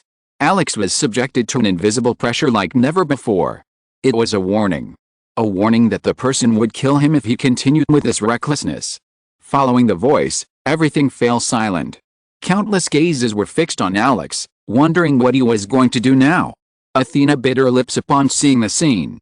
With the cardinal's help, she could only protect Alex. However, she knew that Alex's pride would hurt if he took a step back. But what could they do in this situation? They don't have the power to deal with the power plant now. That was not only thought by her but by everyone else, as some secretly ridiculed Alex for acting like a fool. As everything came to a standstill, a faint splashing sound was heard. Drip, drip, drip, drip, drip. Shyan's laughter suddenly stopped and William's body shuddered as an ominous feeling began to rise in his heart. Ian's eyes widened as he saw blood dripping from Alex's closed eyes. The veins near his eyes bulged as if they were going to burst. The blood gushing out of Alex's eyes scared him. He didn't know why, but Alex's human figure before him now looked like a demon. You think I care? You think I give a shit? An inverted dragon scale should never be touched, and unfortunately you have already touched one, useless old shits. Alex's voice sounded like a defeated roar, and something sinister began to rise from his body. What were you doing when the people from the realm of darkness invaded here? Why didn't you show your worth there instead of here? When your comrade wanted revenge, everyone agreed to go to the realm of darkness, but when my wife was taken away, you didn't give a shit even though I begged you and said that I would owe you a debt. The powerful people watching the scene were shocked and wondered how he knew. After being stunned for a moment, someone's voice was heard. Kid, I don't know how you learned all of this, but the truth is, we didn't find his proposal worthwhile. What can an ant do? Many people reach the mythic rank easily, but it has taken them several years or centuries to simply enter the saint realm, and out of all the mythic ranks, only 1% were able to enter the saint realm. People fear us so much that they put us under restrictions. How dare an ant like you voice your opinion in our presence? Did you not take the prince's opinion into consideration? Alex asked. But you are not a prince. You are also not strong enough to attract our attention. Yes, I admit that you have shown an amazing performance, but that is all. We have seen many people like you, and in our eyes you are still weak. Without the holy power and divinity that you used on the battlefield, you are weak, and that demon could kill you with a single move. Alex stared at the man barking at him from afar, trying to undermine his power, dismissing him as nothing. Razorford. He seemed to be the ancestor of Eastern Shan. So, that might be the reason he was barking loudly. Don't look at me like that, kid. You don't know how high the sky is, so I'll be sure to teach you a lesson. Kneel. Ugh. Alex arched his back down as the powerful pressure from all sides tried to force him to his knees. Alex channeled his strength into his legs to hold himself up, but under such force, he felt like an ant. Seeing the great wall that stood between him and that person, a moment of doubt began to appear in his heart. Alex bit his lips and clenched his fist as countless inner voices seemed to whisper in his ears. Alex, whose vision was momentarily blinded, saw the darkness materialize in one place and took the form of a human. The figure that appeared was similar to him, except that his hair was totally dark, and he had the devil's eye. Alex looked at him with a strange look. The being in front of him was a vessel, or you could say it was an alter ego created due to the use of the power of darkness. Using the power of light and darkness at the same time severely damages his body, so in order to stop mixing this up, a small part of his soul was molded into this human. The devil himself helped him create this character. However, it was an alter ego. It had never appeared like this before because the amount of soul was too minuscule to communicate. However, it seems that he had become stronger after Alex created a monocore with which he could use the power of darkness. The dark Alex walked around Alex and spoke to him with a sneer. You are a weak bastard. You are just an idiot who is not worthy of Ridaya. You don't have the strength to fight them, yet you still come here to die. Alex wanted to refute but couldn't. Hey, surely Athena would enjoy watching you die. Alex's consciousness blurred and he began to lose his vision. His resistance became useless in front of the supreme ranked person. The gap was quite large. The outbreak of doubt made Alex question himself. Is this the end? Am I going to be pushed back again? Alex closed his eyes. The answer to his question lies within himself. Why is he so weak when he has so much strength? Why is strength limited by realm? Since it goes beyond common sense, there's no way it should be limited by the realm. An unyielding soul with his current body, strengthened to the limit, filled with an enormous amount of mana. Everything was in place and just waiting for him to break the norm. Alex looked at his other self with a smile. Did you find something? Dark Alex asked with a smile. You're just an ego created by the power of darkness.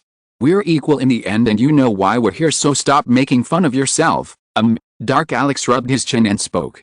I was just having fun. We've gathered those bastards here, so let's beat the shit out of them. Since my body can withstand the darkness, let's fuse, Alex muttered. I didn't really want to, but it seems I have no other choice. Make sure you crush that bastard. I don't like those who bark at me. Sure, Alex said with a smile. With this, Dark Alex dispersed into the darkness and began to fuse with Alex. Host, ZZ. The system tried to say something, but only screeching sounds resonated as if it were a broken record. Alex's body began to fill with vitality that was forcibly sucked out of his system. Eyes of Truth activated, restriction on Eyes of Truth removed, Devil's Eye activated, fusing Eyes of Truth and Devil's Eye, unknown energy detected, hiss. A shadow emerged from Alex's body and the entire place was plunged into total darkness. Sling and everyone were stunned by the change. Their vision went dark, unable to see anything. At that moment, a small movement occurred. However, the momentum of the movement forced them to take a step back unconsciously out of fear. You said you had an army, but you don't know one thing. I myself am an army. Chapter 497, Killing a Supreme Rank. Filled with fear and awe, everyone raised their heads towards the only source of light in the darkness. A mythical sight unfolded before everyone's eyes. 7 stars were reflected in their vision, emitting a bright white light, and a dark star was slowly glowing, as if it was about to awaken. The power emitted by the stars sent shivers down their spines. A feeling of sadness washed over them as they saw the small black star that seemed to surge with a great amount of power that could tip the scales of power. Alex, who was at the center of it all, felt a surge of power coursing through his entire body, drowning him in endless amounts of energy. Instead of controlling it, he lets it wreak havoc and pushes the door to the 8th star that was flickering, trying to appear in the world. Alex broke his realm and created each star for each realm. However, it doesn't just represent his realm, but also the feelings he has gone through to get here, from his previous life to being here until now. His emotions and all the things he had been through had been condensed and encompassed to form this new type of power unknown to this world. Squire rank. 1st star representing the feeling of happiness. Disciple rank. 2nd star representing the feeling of sadness. Master rank. 3rd star representing the feeling of resentment. Epic rank. 4th star representing the feeling of insignificance. Transcendent rank. 5th star representing hope. Legendary rank. 6th star representing his awakening. Mythic rank. 7th star representing his strength. Saint rank. 8th star representing his anger. From 1 to 7 the stars are all white, which contain the power of light. However, from 8 onwards it would contain the power of darkness. The flickering black star represented his anger and hatred for not being able to make Rai start to enlarge. Although it was synonymous with a realm, the level and power of star cultivation could not be compared to every realm. Starlight cultivation technique was something he could call his own. There were many risks in changing the power structure that had been followed in the world, but if he wanted to be above everyone so that he would never have to turn back, he had to do this. Otherwise, to reach the Overlord realm, he would have to spend 10 to 20 years, and he can't wait that long because he needed to get Rai back as soon as possible. Alex had saved up the power of faith previously, and with the help of the remaining power of faith, he brought out some of his strength stored in the core. What is this? Slyong shouted in panic. I don't know what he's trying to do, but I can't let him go any further, Sling muttered, and his figure disappeared. Alex, who was immersed in his attempt to break through, saw a huge fist coming towards him with a great amount of force. The punch contained enough power to kill Alex. Paul quickly reacted and tried to interfere, but the 2 Supremas in front of him tried to stop him and collided with him. Seeing this, Athena's body moved towards Alex. If I can't protect you, I'll at least die with you, Athena muttered with a resolute look and rushed forward. At that moment, a voice echoed in everyone's ears, causing Athena to stop. There's no need. The huge palm that flew towards Alex upon touching the aura of darkness surrounding him disappeared as if it had never existed. The killing blow was annihilated as if it meant nothing. Sling gasped in shock as he had put a great amount of power into this and thought that the outcome was already decided, which was Alex's death. For disrespecting his people, even if he killed him 100 times, he would not be able to calm his anger. However, contrary to his thoughts, his power was neutralized. How did you do that? He screamed in terror but did not get the answer he wanted. Boo! With a terrifying bang that seemed to resonate throughout the world, making the sky rumble in fear, the 8 stars shrouded in darkness emerged, causing everyone's hearts to beat with palpitations. With a single gesture, the world began to shrink and Alex's spontaneous will began to suppress everyone. Alex's eyes opened in a moment as they glowed a blood-red color. His iris had turned as black as a dark hole, and his pupils were golden with a crimson tint. The eyes of truth could see through all of people's disguises and information. The devil's eye could make people tremble in fear, making them remember their deepest pain while also making them afraid of death.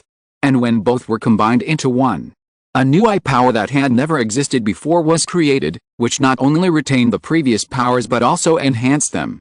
Countless lines and information appeared in Alex's eyes.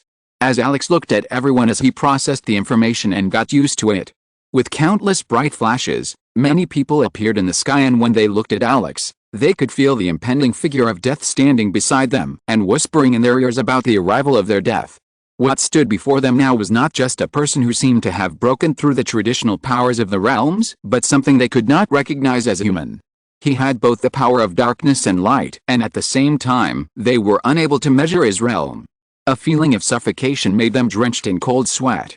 All the human senses they felt from that person at that moment were completely erased, and what lies at the base of this is an endless ferocity and hostility towards them, warning them of their upcoming death. This death that came to greet them was now in the form of Alex. The aura surrounding him was so dark that one could not even sense that he was the same person they had seen before during the war. Countless lines appearing in Alex's eyes depicting his weakness and effective ways to kill them. Alex ignored them and focused on Slyong, whose expression was rather ugly. Since you attacked me with the intent to kill, that means I can do the same as well. You've already broken contact and meddled in the world.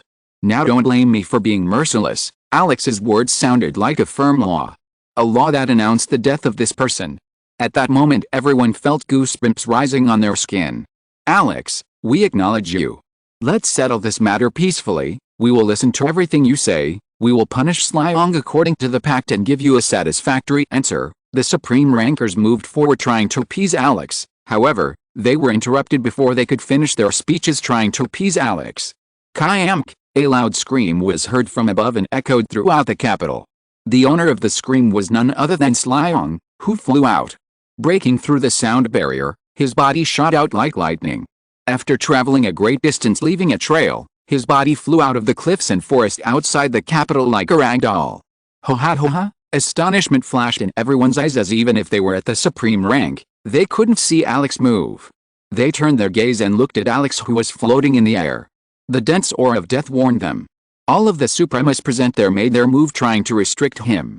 However, before they could make a move, Alex's figure had already disappeared from their sight. What? Where did he go? As they muttered, they looked at the devastated road in the center of the capital where buildings were cracked and the path extended far beyond the capital. Don't tell me. Realizing where Alex could have gone, each of them rushed outside. Slyong, whose body had been devastated, lay on the rubble in his own pool of blood as he wondered what had happened in the split second that led to him ending up there. His gaze that was directed towards the surroundings suddenly stopped as the rays of light coming from the moon disappeared. His eyes widened as he saw a huge dark figure covering the entire sky. "Nuadu, don't kill me!" Slyong screamed like a madman and tried to get up, but all of his bones were broken, causing his vision to shake from the pain. It might have been over a decade since he felt such pain. A huge palm as big as the sky covering the moon and stars descended upon him. Feeling the crisis of death upon his life, he tried to plead. "Have mercy, please don't kill me, I'll do as you say." The longer a person lives, the more they fear death, and naturally, Slyong lost his mind as he felt the proximity of death. "Please save me." As a last resort he tried to call out to his comrade for help.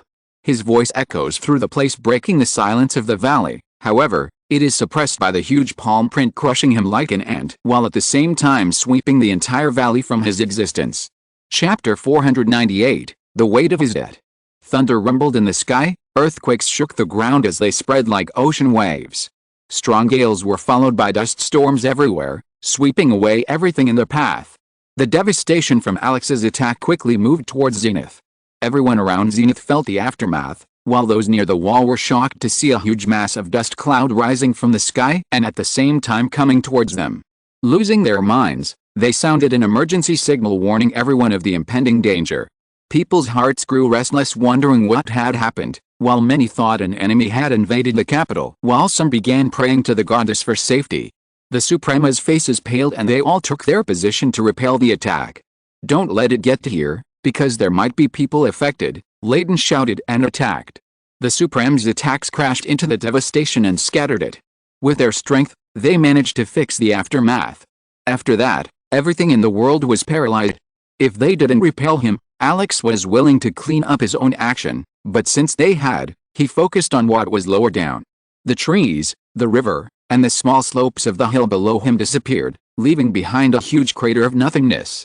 The impact shook the entire capital, and the tremors across the nearby kingdom alerted them, and at the same time frightened them. The Supremas, who only took a moment to get there, could do nothing but watch helplessly. Slyong's presence had been completely erased as if it had never existed. The heavy atmosphere seemed to freeze because of the shocking palm strike that defied the heavens. There were no words that could describe the feelings they were experiencing now. An ancient giant that had lived for over 400 years was killed with a single palm strike by a child in his youth. It was quite shocking and at the same time quite embarrassing for them as well. Those who had previously ignored his pleas and requests could feel the gravity of the situation. Only after witnessing the horror of his power did they realize the weight of the favor that man owed them.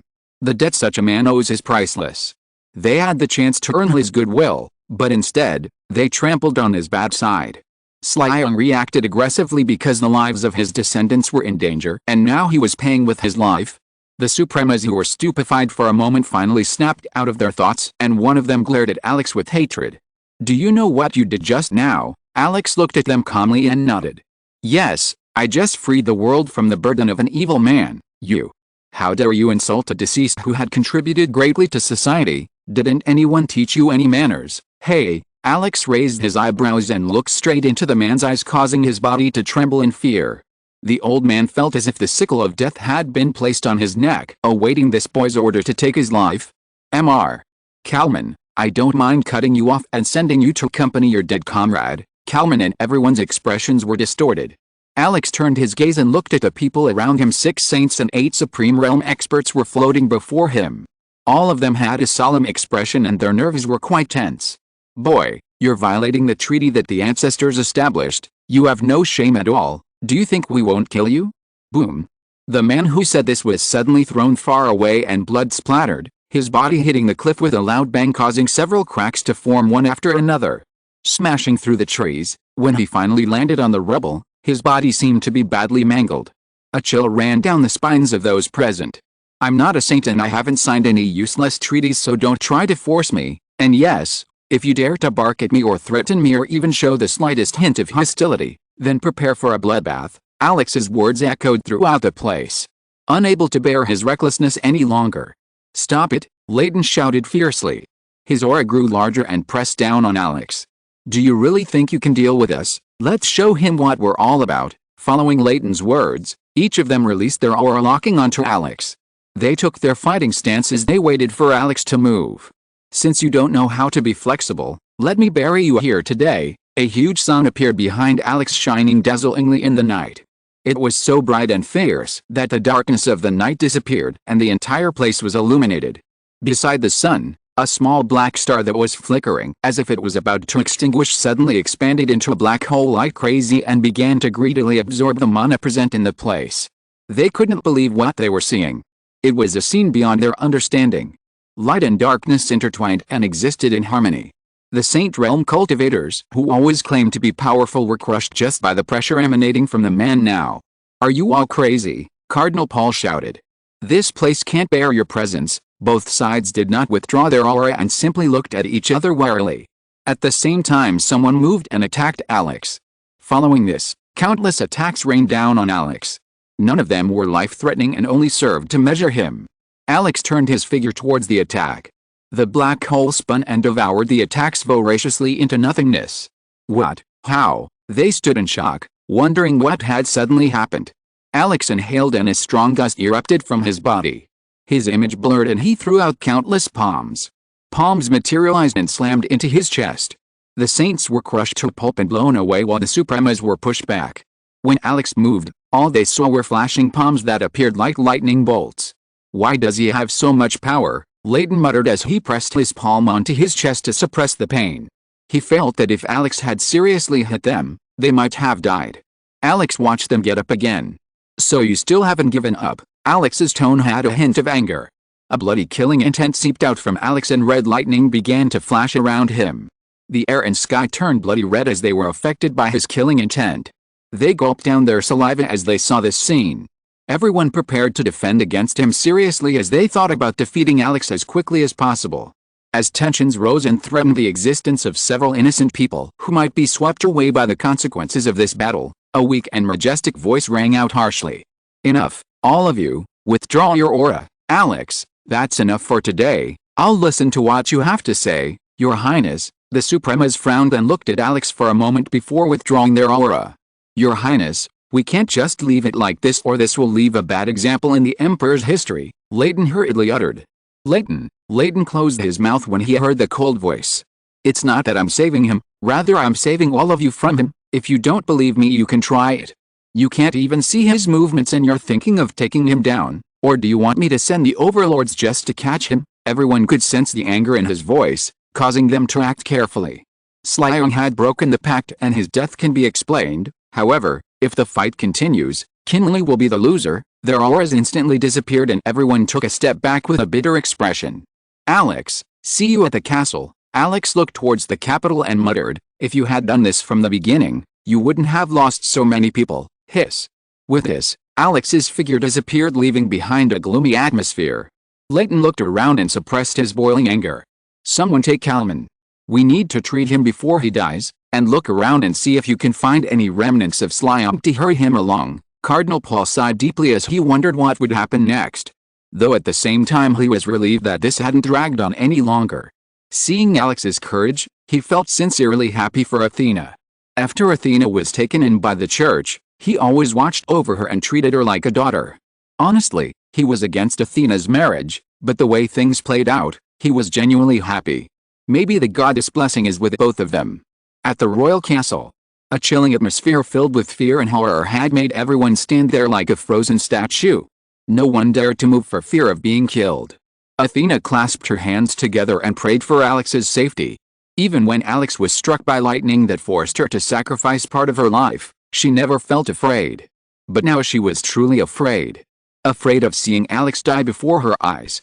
To calm her agitated heart, she could only pray to the goddess on Alex's behalf and ask her to let her bear Alex's burden. Shyan, who had lost her composure, was biting her nails nervously. She hoped that Alex would die at the hands of her ancestor.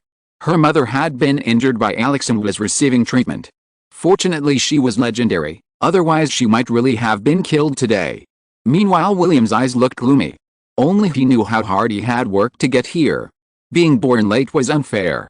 He hadn't even started walking when his brother was already running. With so much hard work, he was ready to run for the succession. However, before he could take a leap, a giant wall appeared before him that he could never overcome. Alex. I had only just passed through here to get here. You were clearly a weakling.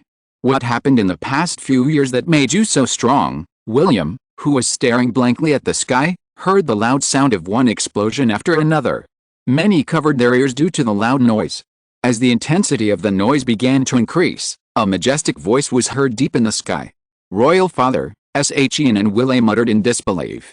Recently their father had stopped meeting with others, and even the orders they received were through the chief chamberlain. The last time they saw him was when Alex had forcefully barged in headfirst. Hiss. After a few words, his voice faded away and a glint appeared in his eyes. Cold sweat dripped down his back as he felt the man's expression. His heart began to beat wildly as he saw the bloodied figure. Athena felt a warm hand caress her head, which startled her. It's over for now, don't worry, I'm fine. Alex, are you really okay? Athena asked worriedly. I've never been better, Alex replied with a smile. I'll visit that man. In the meantime, take care of this bastard, Alex muttered as she looked at Shin's body lying in the corner. Leave it to me, Athena said and nodded her head resolutely. The image of Alex beside her disappeared under everyone's stunned gaze. Alex's silhouette appeared before the huge red palace. The People's Palace where the Emperor lived. Alex didn't notice any signs of knights or guards around the place. At the door stood an old man with a long white beard. I'm glad to see you. I'm the chief chamberlain. I'm glad to see you too, Alex replied and asked. Where is he? He's inside waiting for you. Alex followed him, led him to the Emperor's chambers and stood beside the door.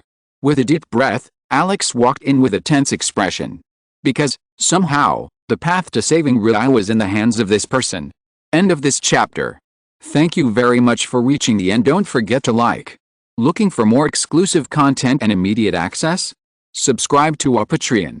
Remember, every like, subscription, or donation encourages us to continue. Thanks to everyone. See you in the next video.